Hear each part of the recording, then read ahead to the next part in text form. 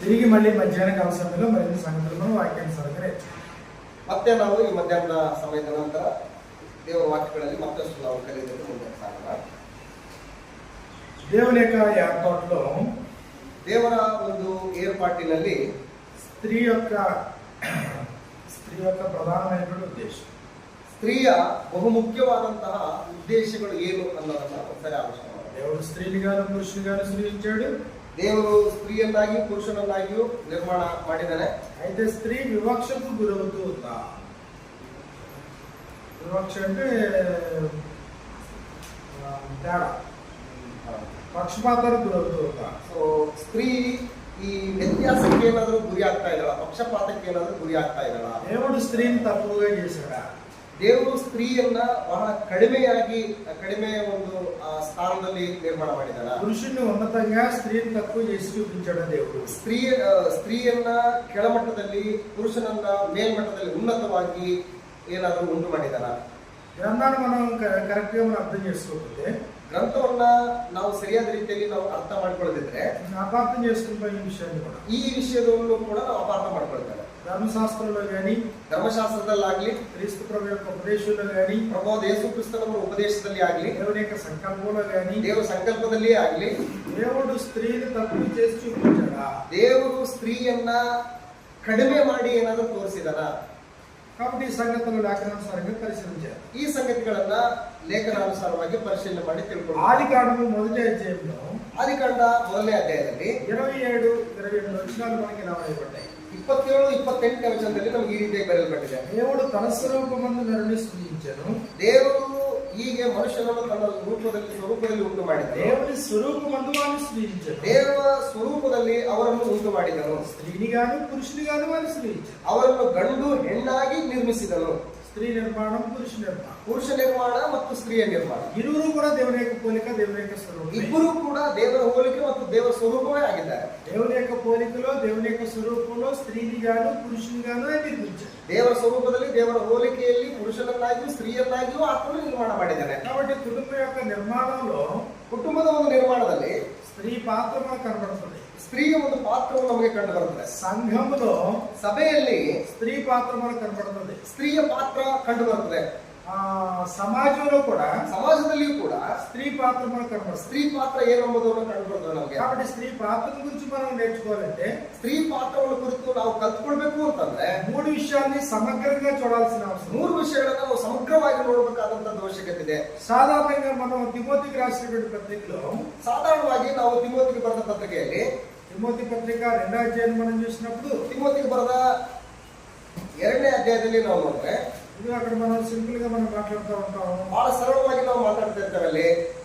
తిమోతికి రాసినటువంటి మొదటి పత్రిక 2వ అధ్యాయం 9వ వచనం నుండి, ತಿಮೋತಿಗೆ ಬರೆದ ಮೊದಲನೇ ಪತ್ರಿಕೆ 2ನೇ ಅಧ್ಯಾಯ 9ನೇ ವಚನದಿಂದ, మరియు స్త్రీలు అణకులు స్వస్థబుద్ధి గలవారండి, తన్మాత్ర వస్త్రముల చేతనే గాని జడలతో నేను, బంగారంతో నేను, ముత్యములతో నేను, మిగిలిన వెలగల వస్త్రములతో నేను అలంకరించు కనుక, ಹಾಗೆಯೇ ಸ್ತ್ರೀಯರು ಮಾನಸ್ಥೆಯರಾಗಿಯೂ ಡಂಬವಿಲ್ಲದವರಾಗಿಯೂ ಇದ್ದು ಮರ್ಯಾದೆಗೆ ತಕ್ಕ ಉಡುಪನ್ನು ಉಟ್ಟುಕೊಳ್ಳಬೇಕೆಂದು ಅಪೇಕ್ಷಿಸುತ್ತೇನೆ.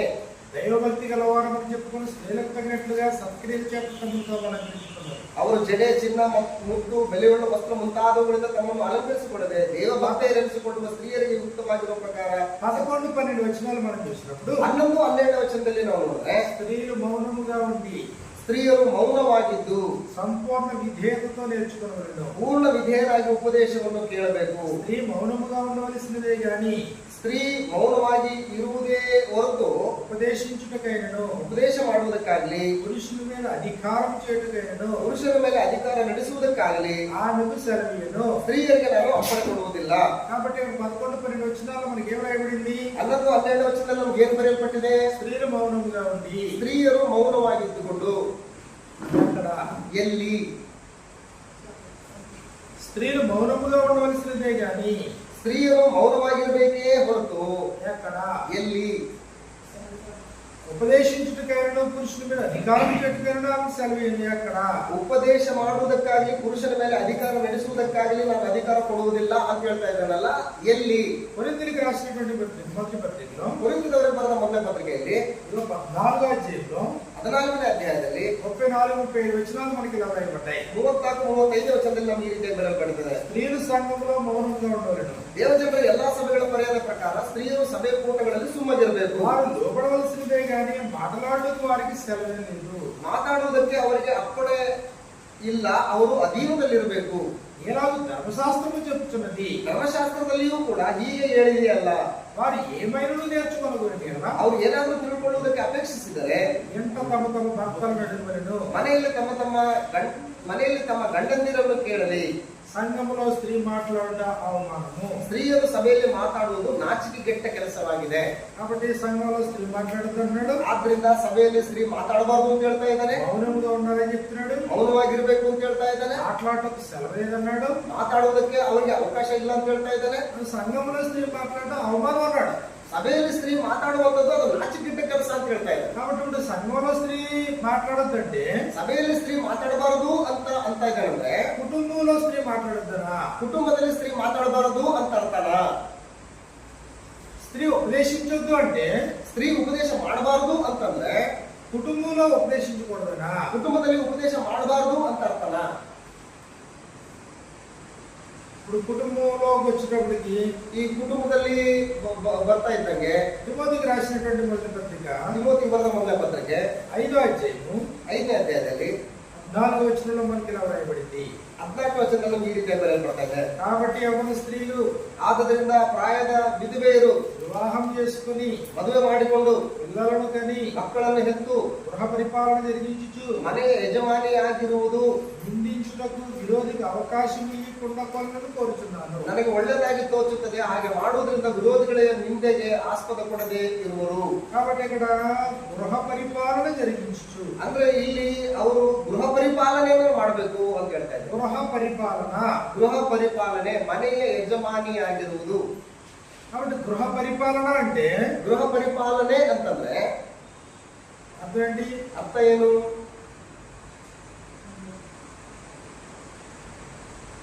Manager of the house hold. Manager of the house hold. ಮನೆಯ ಮ್ಯಾನೇಜರ್. ಮನೆಗೆಲ್ಲ ಮ್ಯಾನೇಜರ್ ಅವರು.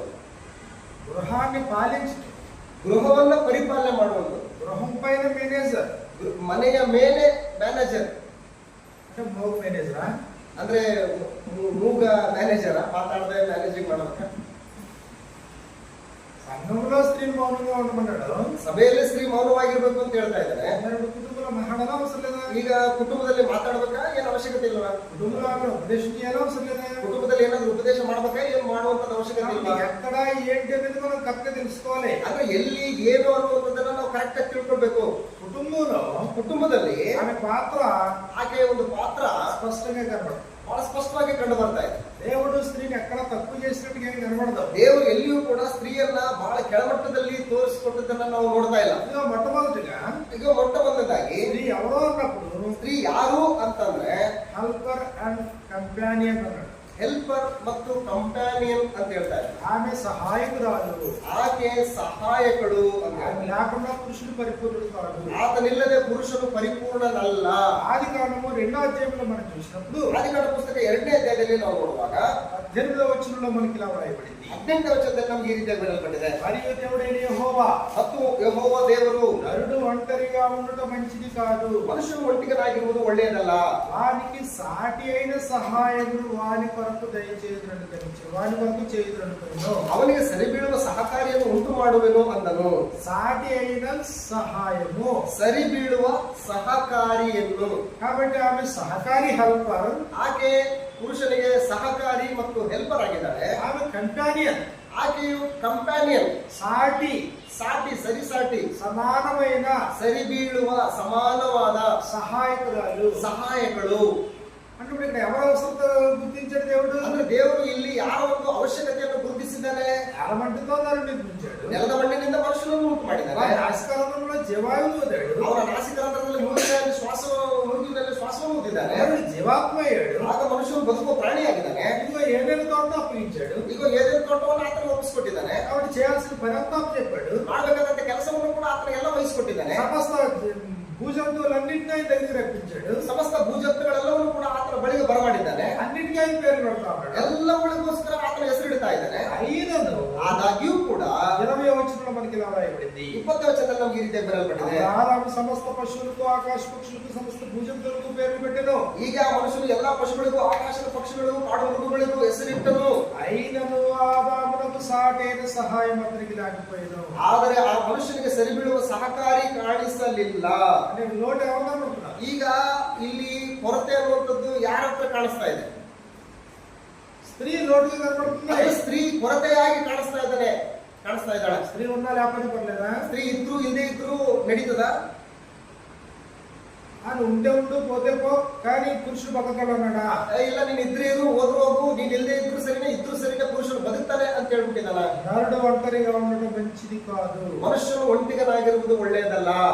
ಯಾರು ಉದ್ದೇಶಿంచారు? ಯಾರು ಉದ್ದೇಶಿಸಿದ್ದಾರೆ ಇದನ್ನ? అటువంటి నరుడు పరిపూర్ణ అవ్వాలంటే, ಆದ್ರೆ ಈ ಮನುಷ್ಯನು ಪರಿಪೂರ್ಣನಾಗಬೇಕು ಅಂತಂದ್ರೆ, ఈ నరుడు ఫలించి అభివృద్ధి పొంది భూమి నిండించి విస్తరించాలంటే, ಈ ಮನುಷ್ಯನು ಫಲ ಹೊಂದಿ ಅಭಿವೃದ್ಧಿ ಹೊಂದಿ ಇಡೀ ಭೂಮಿಯನ್ನು ತುಂಬಿಸಬೇಕು ಅಂತಂದ್ರೆ, విస్తరించాలి ఫలించాలి అంటే స్త్రీ కావాలి. ಅಂದ್ರೆ ವಿಸ್ತರಿಸಬೇಕು, ಫಲಿಸಬೇಕು, ತುಂಬಿಕೊಡಬೇಕು, ಭೂಮಿ ಮೇಲಲ್ಲ ಅಂತಂದ್ರೆ ಸ್ತ್ರೀ ಬೇಕು.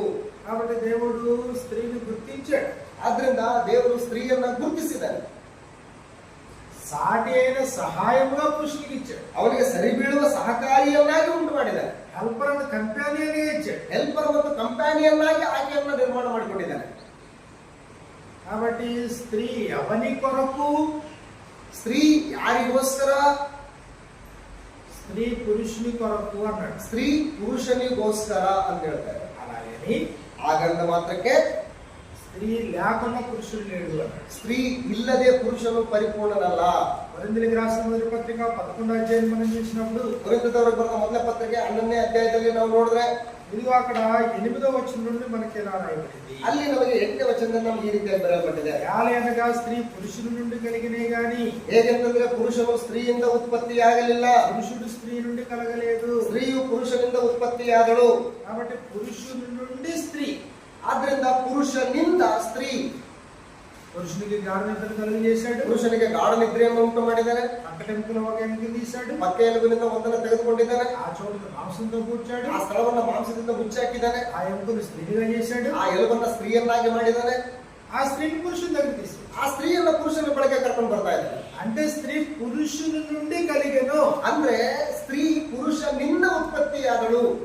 9వ వచనంలో, 9ನೇ ವಚನದಲ್ಲಿ, మొదటి కొరింథీ పత్రిక 11:9లో, 1ನೇ ಕೊರಿಂಥ 11ನೇ ಅಧ್ಯಾಯ 9ನೇ ವಚನದಲ್ಲಿ, మరియు స్త్రీ పురుషుని కొరకే గాని పురుషుడు స్త్రీ కొరకు సృజించబడలేదు. ಸ್ತ್ರೀಯು ಪುರುಷನಿಂದ ಉತ್ಪತ್ತಿಯಾದಳು. ಇದಲ್ಲದೆ ಪುರುಷನು ಸ್ತ್ರೀ ನಿಮಿತ್ತವಾಗಿ ನಿರ್ಮಾಣವಾಗಲಿಲ್ಲ, ಸ್ತ್ರೀಯು ಪುರುಷನ ನಿಮಿತ್ತವಾಗಿ ನಿರ್ಮಾಣವಾದಳು. పురుషుని నుండి పురుషుని కొరకు స్త్రీ, ಪುರುಷನಿಂದ ಪುರುಷನಿಗಾಗಿ ಸ್ತ್ರೀ. ಎರಡು ಮಾತುಗಳಿದಾವೆ. పురుషుని నుండి, ಪುರುಷನಿಂದ, పురుషుని కొరకు, ಪುರುಷನಿಗಾಗಿ స్త్రీ. ಸ್ತ್ರೀ. స్త్రీ యొక్క నిర్మాణం. ಸ್ತ್ರೀ ಒಂದು ನಿರ್ಮಾಣ. పురుషుని నుండి పురుషుని కొరకు అన్నాడు కదా. ಪುರುಷನಿಂದ ಪುರುಷನಿಗಾಗಿ ಅಂತ ಹೇಳ್ತಾ ಇದ್ದಾನಲ್ವಾ.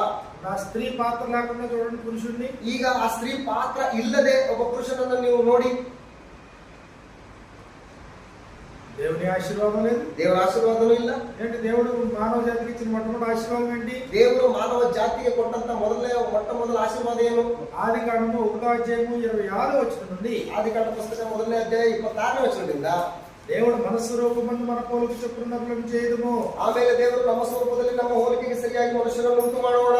వారు సమస్తమును ఎదురుగాకని పలికెను. ಅವರು ಸಮಸ್ತವನ್ನು ಆಳಲಿ ಅಂತ ಹೇಳ್ತಾ ಇದ್ದಾನೆ. 27వ వచనంలో, 27ನೇ ವಚನದಲ್ಲಿ, దేవుడు తన స్వరూపమందు నరుని సృజించెను. ಹೀಗೆ ದೇವರು ಮನುಷ್ಯನನ್ನು ತನ್ನ ಸ್ವರೂಪದಲ್ಲಿ ಉಂಟು ಮಾಡಿದನು. దేవుని స్వరూపమందు వారిని సృజించెను. ದೇವ ಸ್ವರೂಪದಲ್ಲಿ ಅವರನ್ನು ಉಂಟು ಮಾಡಿದನು. స్త్రీని గాను పురుషుని గాను వారిని సృజించెను. ಅವರನ್ನು ಗಂಡು ಹೆಣ್ಣಾಗಿ ನಿರ್ಮಿಸಿದನು. 28వ వచనంలో, 28ನೇ ವಚನದಲ್ಲಿ, దేవుడు వారిని ఆశీర్వదించి, ಇದಲ್ಲದೆ ದೇವರು ಅವರನ್ನು ಆಶೀರ್ವದಿಸಿ, ఒకరినా ఇద్దరినా, ಇಬ್ಬರನ್ನ ಒಬ್ಬರನ್ನ, స్త్రీ పురుషుని ఆశీర్వదించాడా, పురుషుని మాత్రం ఆశీర్వదించాడా? ಸ್ತ್ರೀ ಪುರುಷರನ್ನು ಇಬ್ಬರನ್ನು ಆಶೀರ್ವಾದ ಮಾಡಿದನ ಅಥವಾ ಪುರುಷನನ್ನು ಮಾತ್ರ ಆಶೀರ್ವಾದ ಮಾಡಿದನ?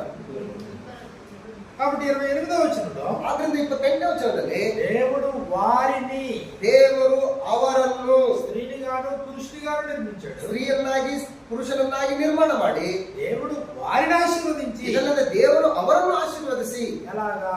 ಹೇಗೆ? ఎట్లాగా? ಹೇಗೆಂತಂದ್ರೆ, ఫలించి, ನೀವು ಸಂತಾನವುಳ್ಳವರಾಗಿ అభివృద్ధి పొంది, ಹೆಚ್ಚಿರಿ, విస్తరించి, ಭೂಮಿಯಲ್ಲಿ ತುಂಬಿಕೊಂಡು భూమిని నిండించి దానిలో పంచుకునుడి. ಅದನ್ನು ವಶ ಮಾಡಿಕೊಳ್ಳ್ರಿ. ఇదిగో సమస్త భూమి మీద ఉన్న సమస్తమైన వాటిని ఆడండి.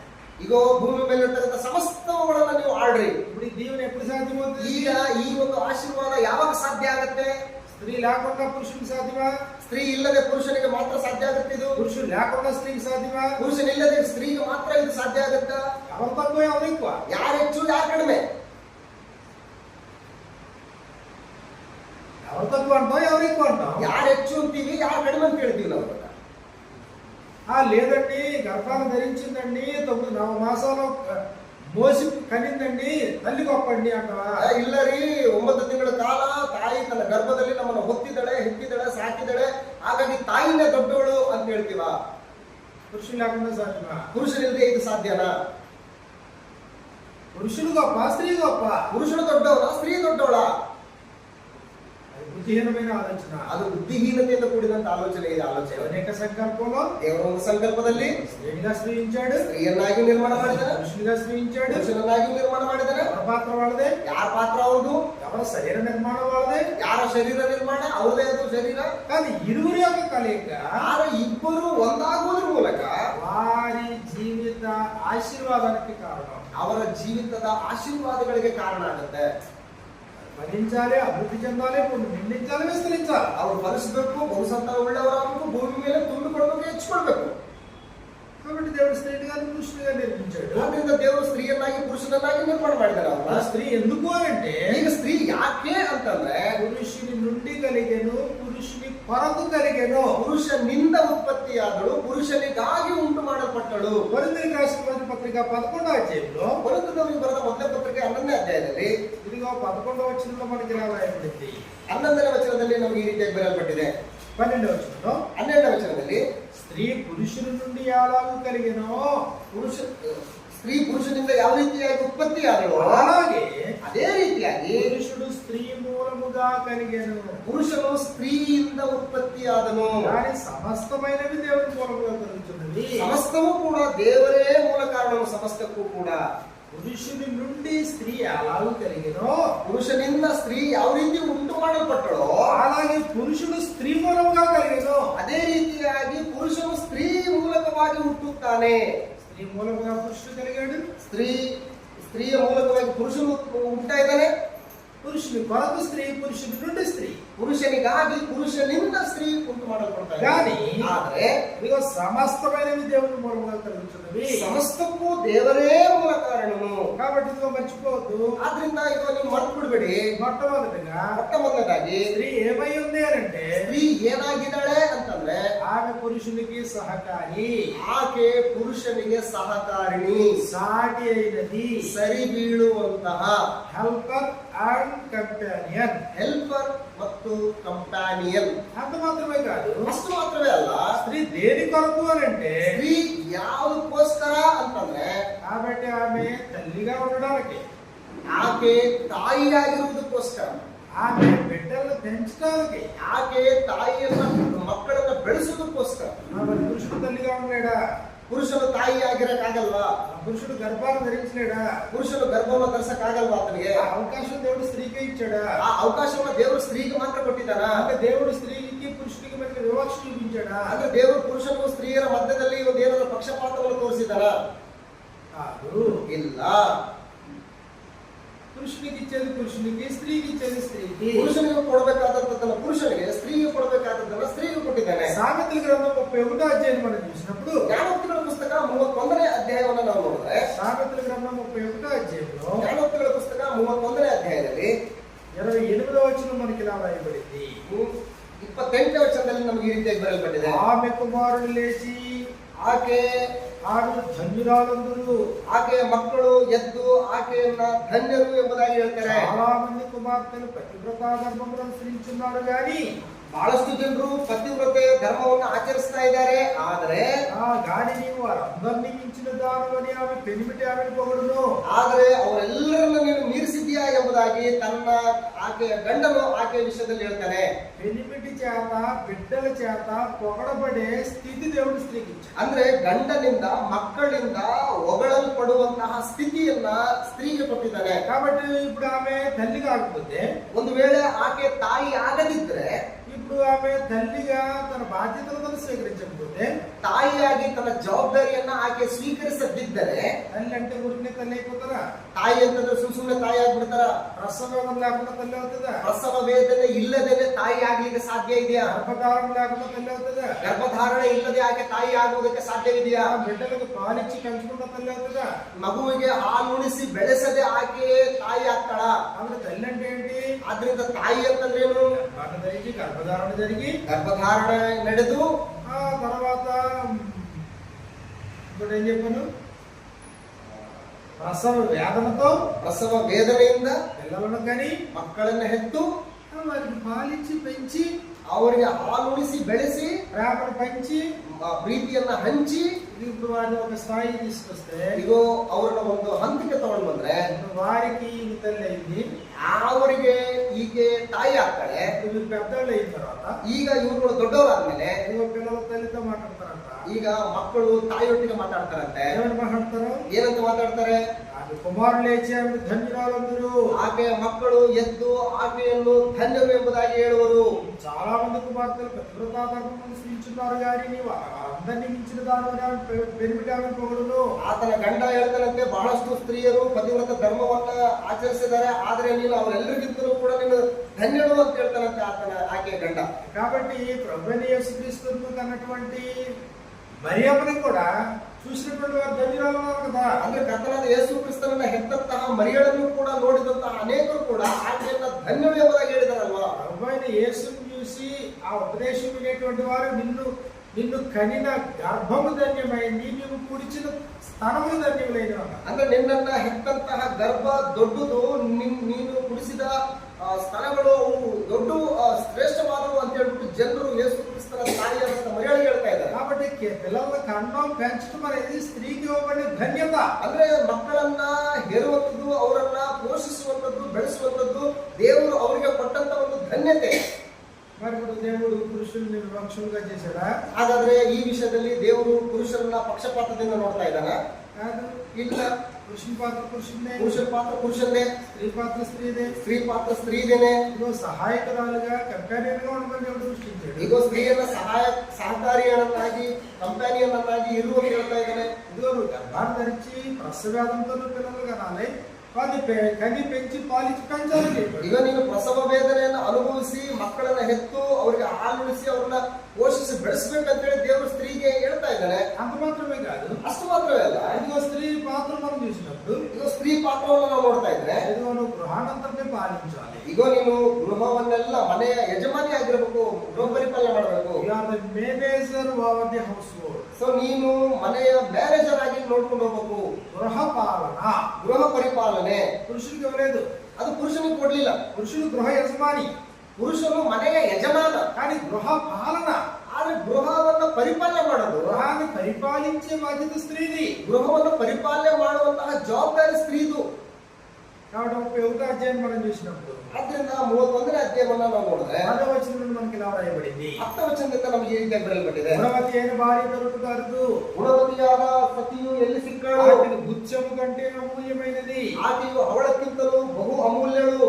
ఆమె పెనిమిటి ఆమె యందు నమ్మకించును, ಪತಿ ಹೃದಯವು ಆಕೆಯಲ್ಲಿ ಭರವಸೆ ಪಡುವುದು. అతని లాభ ప్రాప్తి ఫలితి కలగదు, ಅವರು ಕೊಳ್ಳೆಯಾಗಿ ಸಂಪಾದಿಸುವನು. ఆమె బ్రతుకు దినములన్నీ ಅವನಿಗೆ మేలు చేయదు కానీ కీడేమి చేయదు. ಆಕೆಯು ಜೀವಮಾನದಲ್ಲೆಲ್ಲ ಅವನಿಗೆ ಅಹಿತವನ್ನು ಮಾಡದೆ ಹಿತವನ್ನೇ ಮಾಡುತ್ತಿರುವಳು. ఆమె గొర్రెబొచ్చును అవిశ్రాంతి వెతుకును, తన చేతులార వాటితో పని చేయను. ಉಂಡೆಯನ್ನು ಸೆಣಬನ್ನು ಹುಡುಕಿ ತಂದು ಕೈಗೆಲಸವನ್ನು ಎಸಗುವಳು. ವ್ಯಾಪಾರದ ಅಡುಗುಗಳಿಂದ ದೂರದಿಂದ ಬೇಕಾದ ಆಹಾರವನ್ನು ತರುವಳು.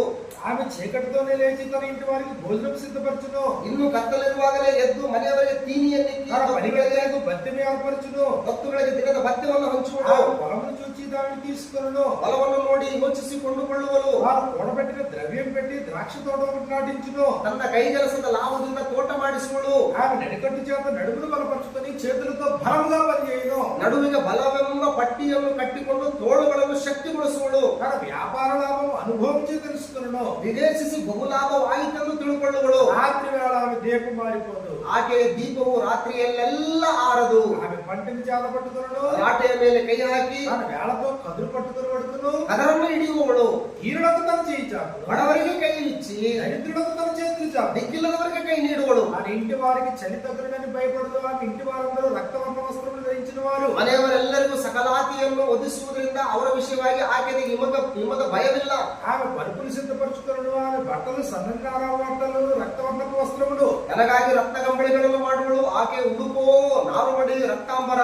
ఆమె పెనిమిటి దేశ పెద్దలతో కూడా కూర్చుండును. ಆಕೆಯ ಪತಿಯು ನ್ಯಾಯಸ್ಥಾನದಲ್ಲಿ ದೇಶದ ಹಿರಿಯರ ಮಧ್ಯೆ గవిని యొక్క పేరు వాడేయుడు. ಹಿರಿಯರ ಮಧ್ಯೆ ಕೂತಿರುವಾಗ ಪ್ರಸಿದ್ಧನಾಗಿ ಕಾಣುವನು. నారబట్టలు నేయించి అమ్మును, నడికట్టుల వర్తకులు అమ్మును, ಅಚ್ಚಡಗಳನ್ನು ನೇಯ್ದು ಮಾರಾಟ ಮಾಡುವಳು. ఫలమును ఘనతయు వస్త్రములు, ಫಲವನ್ನು ತೇಜಸ್ಸನ್ನು ಹೊತ್ತುಕೊಂಡಿರುವಳು. ఆమె రాబో కాలం విషయమై నిర్భయముగా ఉండును. ಭವಿಷ್ಯತ್ತಿನ ಭಯವಿಲ್ಲದೆ ನಗುತ್ತಿರುವಳು. జ్ఞానము కలిగి తన నోరు తెరచును, ಬಾಯಿಯನ್ನು ಜ್ಞಾನವನ್ನು ತೋರ್ಪಡಿಸುವಳು. కృపగల ఉపదేశం ఆమె బోధించును. ಆಕೆಯ ನಾಲಿಗೆಯು ಬುದ್ಧಿಯನ್ನು ಪ್ರೀತಿಪೂರ್ವಕವಾಗಿ ಹೇಳುವುದು. తన ఇంటి వారి నడతలను బాయిలో కనిపెట్టును. ಸೋಮಾರಿತನದ ಅನ್ನವನ್ನು ತಿನ್ನದೆ ಗೃಹ ಕೃತ್ಯಗಳನ್ನೆಲ್ಲ ನೋಡಿಕೊಳ್ಳುವಳು. పని చేయకుండా ఆమె భోజనం చేయదు. ಮಕ್ಕಳು ಎದ್ದು ನಿಂತು ಆಕೆಯನ್ನು ಧನ್ಯಳು ಎಂದು ಹೇಳುವುದು. 30వ వచనంలో 30వ ವಚನದಲ್ಲಿ ఆత్మవాసకరము ಸೌಂದರ್ಯವು ನೆಚ್ಚತಕ್ಕದ್ದಲ್ಲ. ఆ సౌందర్యం యొక్క యెహోవా యందు భయభక్తులు కలిగిన స్త్రీ కొనియాడబడును. ಲಾವಣ್ಯವು ನೆಲೆಯಲ್ಲ, ಯೆಹೋವನಲ್ಲಿ ಭಯಭಕ್ತಿ ಉಳ್ಳವಳ ಸ್ತೋತ್ರ ಪಾತ್ರಳು ಅಂತ ಹೇಳ್ತಾರೆ. కాబట్టి ఇప్పుడు దీని అంతట్లో కూడా ಇದರೆಲ್ಲರಲ್ಲೂ ಕೂಡ గృహ పరిపాలన చేసే స్త్రీ కనబడదు. ಗೃಹ ಪರಿಪಾಲನೆ ಮಾಡುವಂತ ಸ್ತ್ರೀ ಕಂಡು ಬರ್ತಾ ಇದೆ. గృహ పరిపాలన ఏం కనబడదు. ಗೃಹ ಪರಿಪಾಲನೆ ಅಂತಂದ್ರೆ ಏನ್ ಕಂಡು ಬರ್ತಾ ಇದೆ? సిద్ధపాటు, ಸಿದ್ಧತೆ, ఆ కుటుంబం యొక్క ఆరోగ్యము, ಆ ಕುಟುಂಬದ ಒಂದು ಆರೋಗ್ಯ, ఆ కుటుంబం యొక్క శుభ్రత, ಆ ಕುಟುಂಬದಲ್ಲಿ ಒಂದು ಶುಭ್ರತೆ, ಸ್ವಚ್ಛತೆ, ఆ కుటుంబం యొక్క వస్త్రధారణ, ಆ ಕುಟುಂಬದಲ್ಲಿ ವಸ್ತ್ರಧಾರಣೆಗಳು ಹೇಗೆ ఆ ಮಾಡಬೇಕು, కుటుంబంలో ఎవరు ఎక్కడ పడుకోవాలో నిర్ణయించడం, ಆ ಮನೆಯಲ್ಲಿ ಯಾರ್ಯಾರು ಎಲ್ಲೆಲ್ಲಿ ಮಲಗಬೇಕು ಅನ್ನೋದನ್ನ ನಿರ್ಧರಿಸಿಕೊಳ್ಳುತ್ತವಳು. రాత్రి వేళ కూడా సిద్ధపాటు కలిగి తన దీపం ఆరిపోకుండా చూసుకోవడం. ರಾತ್ರಿಯ ಸಮಯದಲ್ಲಿ ಕೂಡ ರಾತ್ರಿಯಲ್ಲಿ ದೀಪ ಆರದಂತೆ ಆಕೆ ಸಿದ್ಧ ಮಾಡಿಕೊಂಡಿರ್ತಾಳೆ. కాబట్టి ఆహారపు సేకరణ, ಆಹಾರದ ಒಂದು ಶೇಖರಣೆ, ఆతిథ్యము, ಅತಿಥಿ ಸತ್ಕಾರ ಮಾಡುವಂಥದ್ದು, రాబో కాల విషయం నిర్భయంగా ఉండడం, ಮುಂಬರುವಂತಹ ದಿನಗಳಲ್ಲಿ ಯಾವುದೇ ರೀತಿಯಾದಂತಹ ಆತಂಕಗಳಿಲ್ಲದೆ ನಿರ್ಭಯವಾಗಿರ್ತಕ್ಕಂಥದ್ದು, పిల్లల్ని శిశువుల్ని జాగ్రత్త చూసుకోవడం, ಮಕ್ಕಳನ್ನ ಹಸುಗೂಸುಗಳನ್ನ ಬಹಳ ಜಾಗ್ರತೆಯಿಂದ ನೋಡ್ಕೊಳ್ಳೋದು. ఎన్ని బాధ్యతలు. ಎಷ್ಟು ಜವಾಬ್ದಾರಿಗಳಿದ್ದಾವೆ. ఇప్పుడు స్త్రీ లేకుండా పురుషుడు వంట చేసి పెట్టగలడా? ಈಗ ಸ್ತ್ರೀ ಇಲ್ಲದೆ ಪುರುಷನು ಅಡಿಗೆ ಮಾಡಿ ಬಳಸಕ್ಕಾಗುತ್ತಾ? పెట్టగలడు. ಮಾಡ್ಬೋದು. స్త్రీ లెక్క రాదు. ಅಂದ್ರೆ ಸ್ತ್ರೀಯ ಹಾಗೆ ಪರ್ಫೆಕ್ಟ್ ಆಗಿರೋದಿಲ್ಲ. పిల్లల్ని పెంచగలడా పురుషుడు కూడానే? ಪುರುಷನು ಕೂಡ ಮಕ್ಕಳನ್ನ ಬೆಳೆಸಬಲ್ಲನ? చేయగలడు. ಬೆಳೆಸ್ತಾನೆ. స్త్రీ లెక్క రాదు. ಸ್ತ್ರೀ ರೀತಿಯಲ್ಲಿ ಮಾಡೋಕ್ಕಾಗೋದಿಲ್ಲ. పురుషుడు కూడా తన పరుపులన్నీ సిద్ధం చేస్తూ ఇంటి వారందరికీ పరుపులు సిద్ధం చేయగలడా? ಆ ಪುರುಷನು ಕೂಡ ತನ್ನ ಹಾಸಿಗೆಗಳನ್ನು ಸರಿಪಡಿಸಿಕೊಂಡು ಮನೆಯವರೆಲ್ಲರ ಒಂದು ಹಾಸಿಗೆಗಳನ್ನ ಸರಿ ಮಾಡ್ತಾನ? చేయగలడు. ಮಾಡ್ತಾನೆ. ಹಾಸಿಗೆಗಳನ್ನ ಸರಿ ಮಾಡ್ತಾನೆ. స్త్రీ లెక్క రాదు. ಸ್ತ್ರೀಯ ರೀತಿಯಲ್ಲಿ ಮಾಡೋಕ್ಕಾಗೋದಿಲ್ಲ. పురుషుడు కూడా తన ఇంటి వారందరినీ బాగా కనిపెట్టగలడా? ಅಂದ್ರೆ ಪುರುಷನು ಕೂಡ ತನ್ನ ಮನೆಯವರೆಲ್ಲರೂ ಕೂಡ ಜಾಗ್ರತೆಯಿಂದ ನೋಡ್ಕೊಳ್ತಾನ. స్త్రీ కనిపెట్టాడు, పురుషుడు కనిపెట్టాడు. ಸ್ತ್ರೀ ನೋಡ್ಕೊಂಡ ಹಾಗೆ ಪುರುಷನು ನೋಡ್ಕೊಳಕ್ ಆಗೋದಿಲ್ಲ. రాత్రి వేళ కూడా దీపం ఆరిపోకుండా ఆమె సిద్ధపాటుగా ఉన్నట్టు పురుషుడు ఉండగలడా? ಅಂದ್ರೆ ರಾತ್ರಿಯ ಸಮಯದಲ್ಲಿ ದೀಪ ಆರಿ ಹೋಗಲಾರದಂತೆ ಮುಂಜಾಗ್ರತೆಯನ್ನು ವಹಿಸಿಕೊಂಡಿರುವುದಕ್ಕೆ ಮನುಷ್ಯನಿಗೆ ಆಗ್ತದ? కాబట్టి ఇక్కడ కుటుంబ పాలన అంతా కూడా ಇಲ್ಲಿ ಕುಟುಂಬ ಪರಿಪಾಲನೆ ಎಲ್ಲರಲ್ಲೂ ಕೂಡ పరిశుభ్రత గాని, ಪರಿಶುಭ್ರತೆ ಆಗ್ಲಿ, వస్త్రధారణ గాని, ವಸ್ತ್ರಧಾರಣೆಯಲ್ಲಾಗ್ಲಿ, ఆతిథ్యం గాని, ಅವರ ಆತಿಥ್ಯದಲ್ಲಾಗ್ಲಿ, ప్రేమ గాని, ಅವರ ಪ್ರೀತಿಯಲ್ಲಾಗ್ಲಿ, వాటిని కనిపెట్టుకుని ఉండడం గాని, ಮನೆಯವರನ್ನ ಜಾಗ್ರತೆಯಿಂದ ನೋಡಿಕೊಳ್ಳೋದಾಗ್ಲಿ, ఇదంతా కూడా దేవుడు ఎవరికి అప్పగించాడు? ಇದೆಲ್ಲವನ್ನು ಕೂಡ ದೇವರು ಯಾರಿಗೆ ವಹಿಸಿಕೊಟ್ಟಿದ್ದಾನೆ? స్త్రీగా అప్పగించాడు. ಸ್ತ್ರೀಗೆ ವಹಿಸಿಕೊಟ್ಟಿದ್ದಾನೆ. ಇದನ್ನೆಲ್ಲ గృహ పాలన, ಗೃಹ ಪರಿಪಾಲನೆ. ఈ గృహ పరిపాలనలో ಈ ಗೃಹ ಪರಿಪಾಲನೆಯಲ್ಲಿ 26వ వచనంలో 26ನೇ ವಚನದಲ್ಲಿ జ్ఞానము కలిగి ఆమె తన నోరు తెరచును, ಬಾಯಿ ತೆರೆದು ಜ್ಞಾನವನ್ನು ತೋರ್ಪಡಿಸುವಳು, ఉపగల ఉపదేశము ఆమె బోధించును. ಆಕೆಯ ನಾಲಿಗೆಯು ಬುದ್ಧಿಯನ್ನು ಪ್ರೀತಿಪೂರ್ವಕವಾಗಿ ಹೇಳುವುದು. బోధిస్తుందా? ಬೋಧನೆ ಮಾಡ್ತಾಳ? గృహంలో బోధించొచ్చా? ಮನೆಯಲ್ಲಿ ಬೋಧನೆ ಮಾಡ್ಬೋದಾ? తప్పనిసరిగా ಆ బోధించాలి. ತಪ್ಪದೇ ಬೋಧನೆ ಮಾಡ್ಬೇಕು. పురుషుడితో చెప్పాలా? ಪುರುಷನಿಗೆ ಹೇಳ್ಬೇಕು, స్త్రీతో చెప్పాలా? ಸ್ತ್ರೀಗೂ ಹೇಳ್ಬೇಕು, పిల్లలకు నేర్పించుకోవాలా? ಮಕ್ಕಳಿಗೂ ಕೂಡ ಕಲಿಸ್ಕೊಡ್ಬೇಕು. ఉపదేశం చేస్తానే ఉండాలి తల్లి. ತಾಯಿ ಉಪದೇಶ ಮಾಡ್ತಾನೆ ಇರ್ಬೇಕು. కాబట్టి సంఘంలో మాట్లాడుతున్న మాత్రం కుటుంబంలో నోరు మూసుకుంటావా? ಸಭೆಯಲ್ಲಿ ಮಾತಾಡಬಾರದು ಅಂತ ಹೇಳಿದ ತಕ್ಷಣ ಕುಟುಂಬದಲ್ಲಿ ಬಾಯಿ ಮುಚ್ಕೊಂಡಿರ್ಬೇಕಾ? కుటుంబ పాలన జరిగిస్తున్నావు. ನೀನು ಕುಟುಂಬ ಪರಿಪಾಲನೆ ನಡೆಸ್ತಾ ಇದೆಯಾ? కుటుంబ విషయంలో మేనేజర్ నువ్వు. ನೀನು ಕುಟುಂಬದ ವಿಷಯದಲ್ಲಿ ನೀನು ಮ್ಯಾನೇಜರ್. ನೀನು ఆరోగ్యం, కుటుంబం అంతా ఆరోగ్యంగా ఉండాలంటే నీ పరిధిలో ఉన్నాయి. ಕುಟುಂಬವೆಲ್ಲವೂ ಕೂಡ ಆರೋಗ್ಯವಾಗಿರ್ಬೇಕಂತಂದ್ರೆ ಅದು ನಿನ್ನ ವಶದಲ್ಲಿದೆ. అందరికీ భోజనం సిద్ధపరచాలంటే నీ చేతిలో ఉంది. ಎಲ್ಲರಿಗೂ ಕೂಡ ಊಟದ ವ್ಯವಸ್ಥೆ ಮಾಡಬೇಕಂತಂದ್ರೆ ಅದೆಲ್ಲವೂ ಕೂಡ ನಿನ್ನ వశదಲ್ಲಿದೆ. అందరూ గౌరవప్రదమైన వస్త్రాలు ధరించుకుని సమాజంలోకి వెళ్ళాలంటే అది నీ చేతిలో ఉంది. ಎಲ್ಲರೂ ಗೌರವಯುತವಾದಂತ ಬಟ್ಟೆಗಳನ್ನು ಹಾಕೊಂಡು ಸಮಾಜದಲ್ಲಿ ಹೋಗ್ಬೇಕು ಅಂತಂದ್ರೆ ಅದು ನಿನ್ನ ಕೈಯಲ್ಲಿದೆ. కుటుంబం యొక్క గౌరవాన్ని కాపాడేది స్త్రీ. ಕುಟುಂಬದ ಗೌರವವನ್ನು ಕಾಪಾಡ್ತಕ್ಕಂತ ಸ್ತ್ರೀ. అతిథి మర్యాదలో పాల్గొనేది స్త్రీ. ಅತಿಥಿಗಳ ಒಂದು ಮರ್ಯಾದೆಯನ್ನು ಕಾಪಾಡ್ತಕ್ಕಂಥವಳು ಸ್ತ್ರೀ. ఎంత కీలకమైన బాధ్యత. ಎಷ್ಟು ಮುಖ್ಯವಾದಂತ ಒಂದು ಜವಾಬ್ದಾರಿ ಹಾಕಿದ್ರು. స్త్రీని తగ్గించాడా? ಸ್ತ್ರೀಯನ್ನ ಕಡಿಮೆ ಮಾಡಿದಾನ? పురుషుని హెచ్చించాడా? ಪುರುಷನನ್ನ ಹೆಚ್ಚು ಮಾಡಿದಾನ? ఎవరికి అప్పగించాల్సిన వారికి అప్పగించాడు. ಯಾರಿಗೆ ವಹಿಸ್ಕೊಡ್ಬೇಕು ಅದನ್ನ ಅವರವರು ವಹಿಸ್ಕೊಟ್ಟಿದ್ದಾನೆ. వివక్ష చూపించాడనే ఆలోచన తప్పు. ಇಲ್ಲಿ ಪಕ್ಷಪಾತ ತೋರಿಸಿದ್ದಾನೆ ಅನ್ನುವಂತಹ ಆಲೋಚನೆ ತಪ್ಪು. దేవుడు పక్షపాతం చూపించాడు. ದೇವರ ಪಕ್ಷಪಾತವನ್ನು ತೋರಿಸ್ಕೊಡ್ಲಿಲ್ಲ. ఉపదేశించదట్లేదు. ಅಲ್ಲಿ ಉಪದೇಶ ಮಾಡಬೇಡ ಅಂತ ಹೇಳ್ತಾ ಇಲ್ಲ. కృపగల ఉపదేశం బోధించును. ಆಕೆಯು ಕೃಪೆಯುಳ್ಳ ಬಾಯಿದಲ್ಲಿ ಜ್ಞಾನವನ್ನು ತೋರ್ಪಡಿಸ್ತಾಳೆ ಅಂತ ಹೇಳ್ತಾರೆ. ಒಬ್ಬ ರಾಜುಗಾರಿ ಕಂಟ ರಾಜುಗಾರಿ ಕಲ್ಯಾಣಕ್ಕೆ ಉಪದೇಶಿಂచింది. ಅಂದ್ರೆ ಒಬ್ಬ ರಾಜನಂತೆ ರಾಜನ ತಾಯಿ ರಾಜನ ಉಪದೇಶ ಮಾಡ್ತಾ ಇದ್ದಾಳೆ. సామెతల గ్రంథం 31వ అధ్యాయం 1వ వచనంలో ಜ್ಞಾನೋಕ್ತಿಗಳ ಪುಸ್ತಕ 31ನೇ ಅಧ್ಯಾಯ 31ನೇ ವಚನದಲ್ಲಿ రాజైన లెమూయేలు మాటలు, ಅರಸನಾದ ಲೆಮುವೇಲನ ಮಾತುಗಳು ಎಂದರೆ తల్లి అతనికి ఉపదేశించిన దేవోక్తి. ಅವನ ತಾಯಿಯು ಅವನಿಗೆ ಉಪದೇಶಿಸಿದ ದೈವೋಕ್ತಿಯು. ఎవరెవరు ఉపదేశించారు? ಯಾರು ಉಪದೇಶ ಮಾಡಿದ್ದಾರೆ? కుమారుడు ఏమై అన్నాడు? ಮಗನು ಏನಾಗಿದ್ದಾನೆ? కుమారుడు రాజుగారు. ಮಗನು ರಾಜನು. ఆ రాజుగారికి తల్లి ఉందంట. ಆ ರಾಜನಿಗೆ ಒಬ್ಬ ತಾಯಿ ಇದ್ದಾಳಂತೆ. ఆ రాజుగారికి ఆయన తల్లి దేవోక్తిని ఉపదేశించింది. ಆಕೆಯ ತಾಯಿ ಆ ರಾಜನಿಗೆ ದೈವೋಕ್ತಿಗಳನ್ನ ಉಪದೇಶ ಮಾಡ್ತಾ ಇದ್ದಾಳಂತೆ. తప్పసంగతేనా? ಇದು ದೊಡ್ಡ ವಿಷಯನ. ఉపదేశించే అధికారం ఉందా నీకు? ಉಪದೇಶಿಸುವಂತ ಅಧಿಕಾರ ನಿನಗಿದೆಯಾ? ಗ್ಯಾರಂಟಿగా నీకు ఉంది. ಗ್ಯಾರಂಟಿ ನಿನಗಿದೆ. ఎక్కడ అనేది ప్రాబ్లం. ಎಲ್ಲಿ ಅನ್ನುವಂಥದ್ದು ಬಹಳ ಮುಖ್ಯ. ఎవరి ముందు అనేది ప్రాబ్లం. ಯಾರ ಮುಂದೆ ಅನ್ನುವಂಥದ್ದು ಬಹಳ ಮುಖ್ಯ. సంఘంలో స్త్రీ మౌనం ఉండమన్నాడు. ಸಭೆಯಲ್ಲಿ ಸ್ತ್ರೀ ಮೌನವಾಗಿರ್ಬೇಕು ಅಂತ ಹೇಳ್ತಾ ಇದ್ದಾನೆ. మాట్లాడే అవమానం అన్నాడు. ಅಲ್ಲಿ ಮಾತಾಡುವಂಥದ್ದು ನಾಚಿಕೆಟ್ಟ ಕೆಲಸ సెలవు అన్నాడు. నేను సెలవు ఇవ్వట్లేదు అన్నాడు. ನಾನು ಅವರುಗಳಿಗೆ ಅವಕಾಶ ಕೊಡೋದಿಲ್ಲ ಇದಕ್ಕೆ ಅಂತ ಹೇಳ್ತಾ ಇದ್ದಾನೆ. కుటుంబంలో ಆದ್ರೆ ಕುಟುಂಬದಲ್ಲಿ మేనేజర్ నువ్వు, ನೀನು ಮ್ಯಾನೇಜರ್, ನೀನು you have to accountability to everyone. ನೀನು ಇದೆಲ್ಲದಕ್ಕೂ ಕೂಡ ಲೆಕ್ಕ ಕೊಡಬೇಕಾದಂತ ಸ್ಥಿತಿಯಲ್ಲಿದೆಯಾ ನೀನು? అతని జీవితం కన్నీ తన భర్తకు మేలు చేసే దగ్గరికి ఇటు ಆ ತನ್ನ ಜೀವಿತ ಕಾಲವೆಲ್ಲವೂ ಕೂಡ ತನ್ನ ಗಂಡನಿಗೆ ಮೇಲು ಮಾಡ್ತಾಳೆ ಹೊರತಾಗಿ ಯಾವುದೇ భర్త దేశ పెద్దలతో కూడా కూర్చుంటాడు. ಆತನ ಗಂಡನು ದೇಶದ ಹಿರಿಯರ ಮಧ್ಯದಲ್ಲಿ ಕೂತ್ಕೊಳ್ತಾನೆ. కుటుంబ గౌరవాన్ని కాపాడేది స్త్రీ. ಕುಟುಂಬದ ಗೌರವವನ್ನು ಕಾಪಾಡತಕ್ಕಂತ ಆಕೆ ಸ್ತ್ರೀ. కుటుంబ నిర్మాణంలో స్త్రీ పాత్ర అధికమైంది. ಕುಟುಂಬದ ನಿರ್ಮಾಣದಲ್ಲಿ ಸ್ತ್ರೀಯ ಪಾತ್ರ ಬಹಳ ದೊಡ್ಡದಾಗಿದೆ. పురుషుడు భక్తి ఉంటే సరిపోతా, స్త్రీ కూడా భక్తిగా ఉండాలా. ಪುರುಷನು ಭಕ್ತಿವಂತನಾಗಿದ್ರೆ ಸರಿ ಹೋಗುತ್ತಾ? ಸ್ತ್ರೀ ಕೂಡ ಭಕ್ತಿವಂತರಾಗಿರ್ಬೇಕಾ? చాలా సందర్భాలు ఏమనుకుంటారంటే ಬಹಳ ಸಂದರ್ಭಗಳಲ್ಲಿ ಏನಂತ ಹೇಳ್ತಾರಂತ, మగడు భక్తి ఉంటే చాలండి. ಇಲ್ಲ ಕಂಡ್ರೆ ಗಂಡು ಮಕ್ಕಳಿಗೆ ಭಕ್ತಿ ಇದ್ರೆ ಸಾಕು ಬಿಡ್ರಿ. అతని భక్తి ఇల్లంతటి కంట్రోల్ చేస్తాడు. ಆತನಿಗೆ ಭಕ್ತಿ ಇದ್ರೆ ಇಡೀ ಮನೆಯೆಲ್ಲ ಕಂಟ್ರೋಲ್ ಮಾಡ್ಕೊತಾನೆ ಆತನು ಅಂತ ಹೇಳ್ತಾರೆ. పొరపాటది. ಅದು ತಪ್ಪದು. పురుషుడికి భక్తి ఉండడం అవసరమే. ಪುರುಷನಿಗೆ ಭಕ್ತಿ ಇರಬೇಕಾದಂಥದ್ದು ಖಂಡಿತ ಇದ್ದೇ ಇರಬೇಕು. స్త్రీ భక్తిహీనురాలైతే, ಸ್ತ್ರೀ ಒಂದು ವೇಳೆ ಭಕ್ತಿಹೀನಳಾಗಿದ್ರೆ దాని ఇన్ఫ్లుయెన్స్ పిల్లల మీద కూడా పడుతుంది. ಆಕೆಯ ಒಂದು ಪರಿಣಾಮ ಪ್ರಭಾವ ಮಕ್ಕಳ ಮೇಲೆ ಕೂಡ ಬೀರ್ತದೆ. తండ్రి తల్లి ఇరువుల్లో కూడా, ತಂದೆ ತಾಯಿಗಳು ಇಬ್ಬರಲ್ಲೂ ಕೂಡ మోస్ట్ ఇన్ఫ్లుయెన్స్ ఎవరంటే స్త్రీ. ಬಹಳಷ್ಟು ಪರಿಣಾಮವನ್ನು ಪ್ರಭಾವವನ್ನು ಬೀರ್ತಕ್ಕಂಥವ್ರು ಯಾರು ಅಂತಂದ್ರೆ ತಾಯಿ. కాబట్టి ఆమె ఎక్కువ ప్రభావితం చేస్తుంది పిల్లల్ని. ಅಂದ್ರೆ ಮಕ್ಕಳ ಮೇಲೆ ಬಹಳ ಹೆಚ್ಚಾಗಿ ತನ್ನ ಪ್ರಭಾವವನ್ನು ಬೀರ್ತಾಳೆ ಆಕೆ. తిమోతి ఉన్నాడు. ಈಗ ತಿಮೋತಿ ಇದ್ದಾನೆ. తిమోతి తండ్రి ఏమో గ్రీస్ దేశస్థుడు. ಈಗ ತಿಮೋತಿಯ ತಂದೆ ಗ್ರೀಕನು, తల్లి ఏమో యూదురాలు. ತಾಯಿ ಯಹೂದ್ಯಳು. ಅವನ ప్రభావం పడింది. ಈಗ ತಿಮೋತಿ ಮೇಲೆ ಯಾರ ಪ್ರಭಾವ ಬಿದ್ದಿದೆ? తండ్రి అన్యుడు, ತಂದೆ ಅನ್ಯನೊಬ್ಬ, తల్లి యూదురాలు, ತಾಯಿ ಒಬ್ಬ ಯಹೂದ್ಯಳು. ఇది ఎవరి ప్రభావం పడింది? ಈಗ ಈ ತಿಮೋತಿ ಮೇಲೆ ಯಾರ ಪ್ರಭಾವ ಬಹಳಷ್ಟು ಬೀರಿದೆ?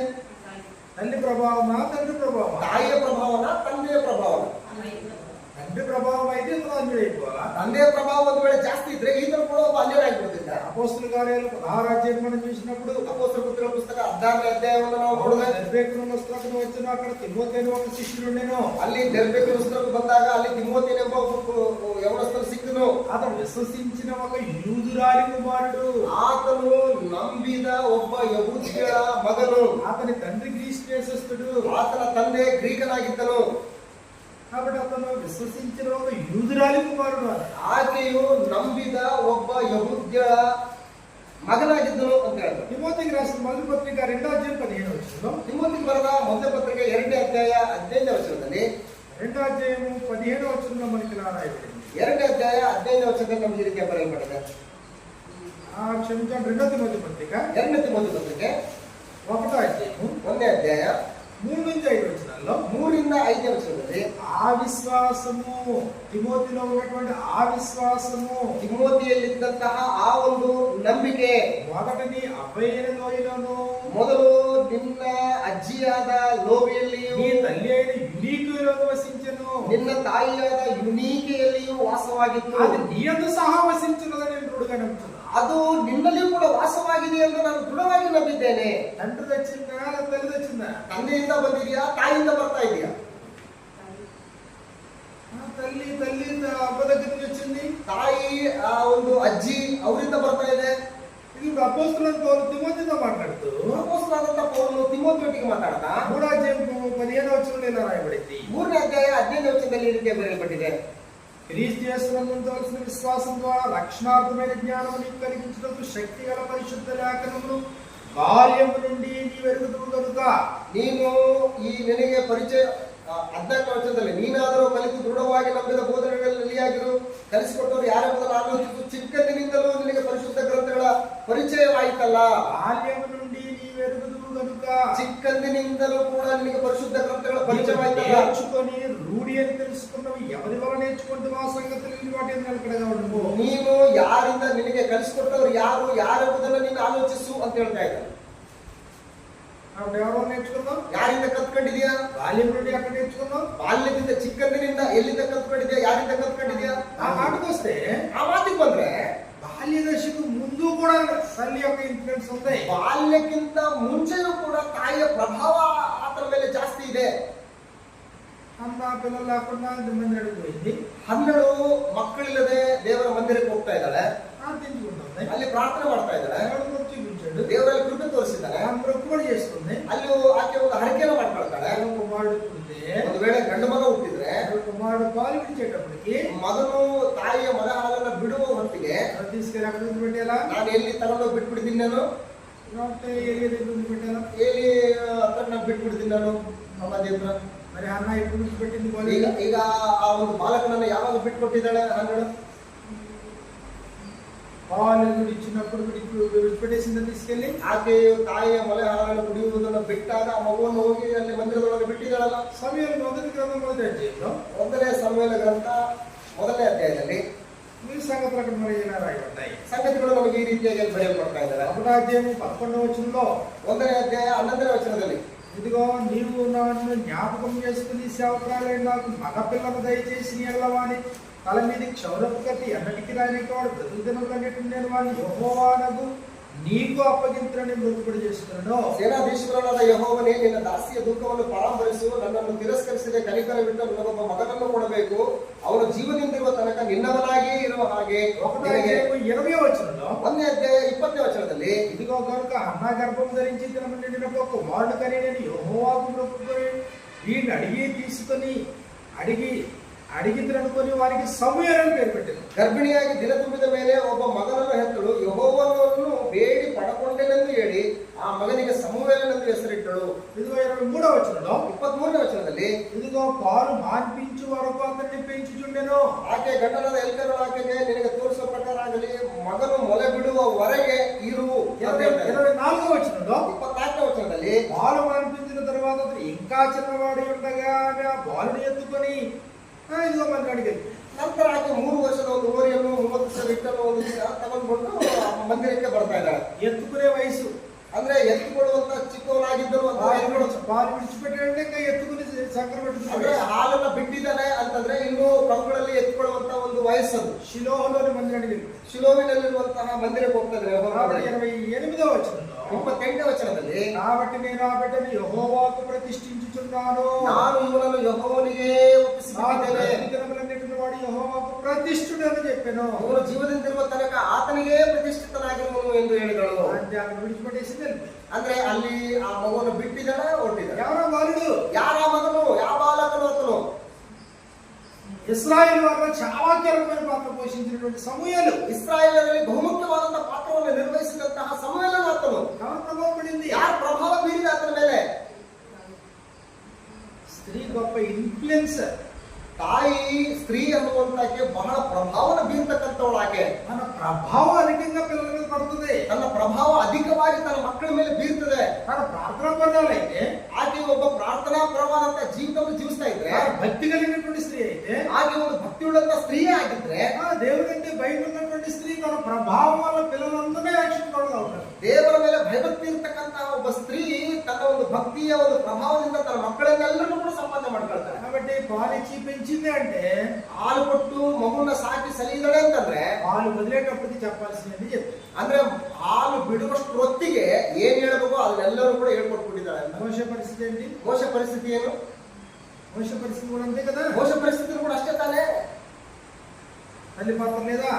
ತಾಯಿಯ ಪಾತ್ರ ಮೋಶ ಜೀವಿತದಲ್ಲಿ ಇಲ್ವಾ? తల్లి పాత్ర పడలేదా? ತಾಯಿಯ ಪಾತ್ರ ಮೋಶ ಜೀವಿತದಲ್ಲಿ ಬೀರ್ಲಿಲ್ವಾ? స్త్రీ తక్కువ చేస్తావా, పురుషుడు తక్కువ చేస్తావా? ಆದ್ರೆ ಪುರುಷನನ್ನ ಕಡಿಮೆ ಮಾಡ್ತೀಯ, ಸ್ತ್ರೀಯನ್ನ ಕಡಿಮೆ ಮಾಡ್ತೀಯ. చాలా పొరపాటు. ಅದು ಬಹಳ ತಪ್ಪಾದಂತ ಆಲೋಚನೆ. ఎబ్రిల్ రాసిన పత్రిక 11వ అధ్యాయంలో, ಇಬ್ರಿಯರಿಗೆ ಬರೆದ ಪತ್ರಿಕೆ 11ನೇ ಅಧ್ಯಾಯದಲ್ಲಿ 11వ అధ్యాయము 23వ వచనంలో మనకి ఇలా రాయబడింది. 11ನೇ అధ్యాಯ 23ನೇ వచನದಲ್ಲಿ ನಮಗೆ ಈ ರೀತಿ ಬರೆಯಲ್ಪಡ್ತಾ ಇದೆ. మోషే పుట్టినప్పుడు అతని తల్లిదండ్రుల ఆశీస్సు సుందరుడైనట్టు చూచి విశ్వాసమును బట్టి రాజాజ్ఞకు భయపడక 3 మాసములు అతని దాచిపెట్టిరి. ಮೋಶ ಹುಟ್ಟಿದಾಗ ಅವನ ತಂದೆ ತಾಯಿಗಳು ಕೂಸು ಸುಂದರವಾಗಿದೆ ಎಂದು ನೋಡಿ ಅರಸನ ಅಪ್ಪಳಿಗೆ ಭಯಪಡದೆ ನಂಬಿಕೆಯಿಂದಲೇ ಅವನನ್ನು 3 ತಿಂಗಳು ಬಚ್ಚಿಟ್ಟರು. మోషే పెద్దవాడైనప్పుడు, ಮೋಶೆಯು ದೊಡ್ಡವನಾದ ಮೇಲೆ విశ్వాసమును బట్టి ఐగుప్తు ధర్మం కంటే క్రీస్తు విషయమైన గొప్ప భాగ్యం ఎంచుకొని అల్పకాలము పాపభోగం అనుభవించడం కంటే దేవుని ప్రజలతో శ్రమ అనుభవించడం మేరని యోచించి ఫరో కుమార్తె యొక్క కుమారుడు నడిపించుకుంటూ ఒప్పుకోలేదు. ಮೋಶೆಯು ದೊಡ್ಡವನಾದ ಮೇಲೆ ಫರೋಹನ ಕುಮಾರ್ತೆ ಮಗನೆನಿಸಿಕೊಳ್ಳುವುದು ಬೇಡವೆಂದು ನಂಬಿಕೆಯಿಂದಲೇ ಸ್ವಲ್ಪ ಕಾಲ ಪಾಪ ಭೋಗಗಳನ್ನು ಅನುಭವಿಸುವುದಕ್ಕಿಂತ ದೇವರ ಜನರೊಂದಿಗೆ ಕಷ್ಟವನ್ನು ಅನುಭವಿಸುವುದೇ ಒಳ್ಳೆಯದೆಂದು ತೀರ್ಮಾನಿಸಿಕೊಂಡನು. ఎక్కడ నేర్చుకున్నాడు? ಎಲ್ಲಿ ಕಲ್ತ್ಕೊಂಡ ಇದನ್ನೆಲ್ಲ? ఎవరు నేర్పించారు? ಯಾರು ಕಲಿಸಿದ್ರು ಇದನ್ನೆಲ್ಲ? ఎవరు ఇన్ఫ్లుయెన్స్ పడింది? ಯಾರು ఇన్ఫ్లుయెన్స్ ಬಿತ್ತು ಆತನ ಮೇಲೆ? 3 నెలలు దాచారంట. 3 ತಿಂಗಳು ಬಚ್ಚಿಟ್ರಂತೆ. ఇంకా దాయలేకపోయారు. ಇನ್ನು ಮೇಲೆ ಬಚ್ಚಿಡಕ್ಕೆ ಆಗ್ಲಿಲ್ಲ ಅವ್ರ ಕೈಲೆ. తీసుకెళ్ళి నదిలో వదిలిపెట్టేశారు. ಈಗ ಕರ್ಕೊಂಡೋಗಿ ನದಿ ಒಳಗಡೆ ಬಿಟ್ಬಿಟ್ರು. పక్కనే మిరియాం అలా కనిపెట్టుకుని ఉంది. ಅಲ್ಲೇ ಆ ಮೋಶೆ ಅಕ್ಕಳಾದಂತ ಮಿರಿಯಮ್ಮಳು ಹಂಗೆ ನೋಡ್ತಾ ಕಾಯ್ತಾಗಿದ್ದಾಳೆ. రాకుమార్తె చూసింది. ಆ ಮೋಶೆಯ ಫರೋಹನ ಮಗಳು ಅಲ್ಲಿಗೆ ಬರ್ತಾ ಇದ್ದಾಳೆ, ರಾಜಕುಮಾರಿ. వెంటనే బాక్స్ కట్టించుకుంది. ತಕ್ಷಣವೇ ಬಾಕ್ಸ್ ಅನ್ನ ತರಿಸ್ಕೊಂಡಿದ್ದಾಳೆ. కాబట్టి ఈవిడ పరిగెత్తుకుని వెళ్ళింది. ಹೀಗೆ ಓಡೋಡಿ ಹೋಗ್ತಾ ಇದ್ದಾಳೆ ಮಿರಿಯಮ್ಮಳು. ఈ బిడ్డను పెంచడానికి తల్లి ఎవరైనా కావాలి. ಈ ಮಗುನ ಬೆಳೆಸೋದಕ್ಕೆ ತಾಯಿ ಯಾರಾದ್ರೂ ಬೇಕಾ? మళ్ళీ వెళ్ళి ఈ బిడ్డలోని తల్లి దగ్గర పడ్డాడు. ಮತ್ತೆ ಹೋಗ್ಬಿಟ್ಟು ತಾಯಿಯ ಮಡಿಲಲ್ಲೇ ಆ ಮಗು ಬಂದು ಬಿದ್ದಿದೆ. ఎంతకాలం ఉంటాడు తల్లి? ಎಷ್ಟು ದಿವಸಗಳ ಕಾಲ ఈ బిడ్డను పెంచు, ನನಗೋಸ್ಕರ ಈ ಮಗುನ ನೀನು ಬೆಳೆಸು ಅಂತ ಹೇಳ್ತಾ ಇದ್ದ. ఫరో కుమార్తె కుమారుడు అనిపించుకోలేదను. ಅಂದ್ರೆ ಫರೋಹನ ಮಗಳ ಮಗನೆನಿಸಿಕೊಳ್ಳಲೇ ಇದ್ದರು, ಬಾಳೋದಕ್ಕೆ ಪ್ರಯತ್ನ ಪಡ್ಲಿಲ್ಲ. ఫరో కుమార్తె యొక్క కుమారుడు ఫరో మనవడు అనిపించుకోవాలా? ಅಂದ್ರೆ ಫರೋಹನ ಮಗಳ ಮಗನು ಫರೋಹನ ಮೊಮ್ಮಗ ಅಂತ ಹೇಳ್ಬಿಟ್ಟು ಅನಿಸ್ಕೊಳ್ಬೇಕಾಗಿತ್ತು ಈತ. కానీ పెంచే బాధ్యత ఎవరికి ఇస్తున్నాడు? ಆದ್ರೆ ಈ ಮಗುನ ಬೆಳೆಸುವಂತ ಜವಾಬ್ದಾರಿ ಯಾರಿಗೆ ಕೊಡ್ತಾ ಇದ್ದಾರೆ? నీకు అప్పగిస్తున్నాడు. ನೀನು ಕೊಡ್ತಾ ಇದ್ದೀನಿ. ఆ బిడ్డ ఎవరు బిడ్డ? ಆ ಮಗು ಯಾರ ಮಗು? నా బిడ్డ. ನನ್ನ ಮಗು. నువ్వు పెంచు, ನೀನ್ ಬೆಳೆಸು. మాయ చేసింది. ಆಕೆ ಅದೆಲ್ಲ ಮಾಯ ಮಾಡ್ಬೋದು. బిడ్డను పెంచింది, ಮಗನ್ನ ಬೆಳೆಸಿದ್ಲು, తీసుకెళ్ళి అప్పగించింది. ತೆಗೆದುಕೊಂಡು ಹೋಗಿ ಒಪ್ಪಿಸ್ಕೊಟ್ಲು ರಾಣಿಗೆ. ఏం చెప్పిందో తెలియదు. ಏನ್ ಹೇಳಿದ್ನೋ ಗೊತ್ತಿಲ್ಲ. కానీ అతను పెద్దవాడైనప్పుడు, ಆಗ ಅವನು ದೊಡ್ಡವರಾದ ಮೇಲೆ ఐగుప్తు ధర్మం కంటే ಆ ಐಗುಪ್ತ ದೇಶದ ಸರ್ವೈಶ್ವರ್ಯಕ್ಕಿಂತಲೂ ఏదిగా తన ప్రజలతో శ్రమ అనిపించుటే మేరడాలి. ದೇವ ಜನರೊಂದಿಗೆ ಕಷ್ಟವನ್ನು ಅನುಭವಿಸುವುದೇ ಮೇಲು ಅಂತ ಹೇಳ್ಬಿಟ್ಟು కుమార్తె యొక్క కుమారుడు అనిపించుకోవడం ఒప్పుకోలేదు. ಅಂದ್ರೆ ಫರೋಹನ ಮಗನೆನಿಸಿಕೊಳ್ಳಲಿಕ್ಕೆ ಆತನು ಒಪ್ಕೊಳ್ಳಿಲ್ಲ. స్త్రీ అంటే గొప్ప ఇన్ఫ్లుయెన్సర్. ಅಂದ್ರೆ ಸ್ತ್ರೀ ಅಂತಂದ್ರೆ ಬಹಳ ದೊಡ್ಡ ಇನ್ಫ್ಲೂಯೆನ್ಸ್ ಇರ್ತಕ್ಕಂತ ಆಕೆಗೆ. నిరంతరం పిల్లలతో ఉంటుంది. ನಿರಂತರವಾಗಿ ಮಕ್ಕಳೊಟ್ಟಿಗೆ ಇರ್ತಾಳೆ ಆಕೆ. పురుషుడు నిరంతరం పిల్లలతో ఉండలేడు. ಪುರುಷರು ನಿರಂತರವಾಗಿ ಮಕ್ಕಳೊಟ್ಟಿಗೆ ಇರೋಕ್ಕಾಗೋದಿಲ್ಲ ಆತನಿಗೆ. పురుషుడు బయటికి వెళ్తాడు, కష్టపడతాడు, ఆ పని చేస్తున్నాడు, ఈ పని చేస్తున్నాడు. ಪುರುಷನು ಹೊರಗೆ ಹೋಗ್ತಾನೆ, ಕಷ್ಟಪಡ್ತಾನೆ, ಆ ಕೆಲಸ ಮಾಡ್ತಾನೆ, ಈ ಕೆಲಸ ಮಾಡ್ತಾನೆ, ಅಲ್ಲೆಲ್ಲ ಸುತ್ತಾಡ್ತಾ ಇರ್ತಾನೆ. దోమలు ఇంటికి వస్తాడు. ಯಾವಾಗೋ ಸ್ವಲ್ಪ ಸಮಯ ನಂತರ ಮನೆಗೆ ಬರ್ತಾನೆ. పిల్లలతో అంత అటాచ్మెంట్ తండ్రికి. ಅಂದ್ರೆ ಮಕ್ಕಳೊಟ್ಟಿಗೆ ಅಷ್ಟೊಂದು ಅಟ್ಯಾಚ್ಮೆಂಟ್ ತಂದೆಗೆ ಇರೋದಿಲ್ಲ. తల్లే లేకపోతే, ತಾಯಿಯೇ ಇಲ್ಲದಿದ್ರೆ పరిస్థితి ಪರಿಸ್ಥಿತಿ ಏನಾಗ್ತಾ ಇದೆ? తండ్రి పెంచలేడం కాదు, ತಂದೆ ಬೆಳೆಸೋದಿಲ್ಲ ಅಂತಲ್ಲ. పెంచడం అంటే భోజనం పెట్టడం కాదు. ಅಂದ್ರೆ ಬೆಳೆಸೋದು ಅಂತಂದ್ರೆ ಬರೀ ಊಟ ಹಾಕೋದಂತಲ್ಲ, భావం చూపించడం, ಪ್ರಭಾವವನ್ನು ತೋರಿಸುವಂತದ್ದು. స్త్రీని తక్కువ చేశాడు దేవుడు, ಸ್ತ್ರೀಯನ್ನ ಕಡಿಮೆ ಮಾಡಿದ್ದಾನೆ ದೇವರು.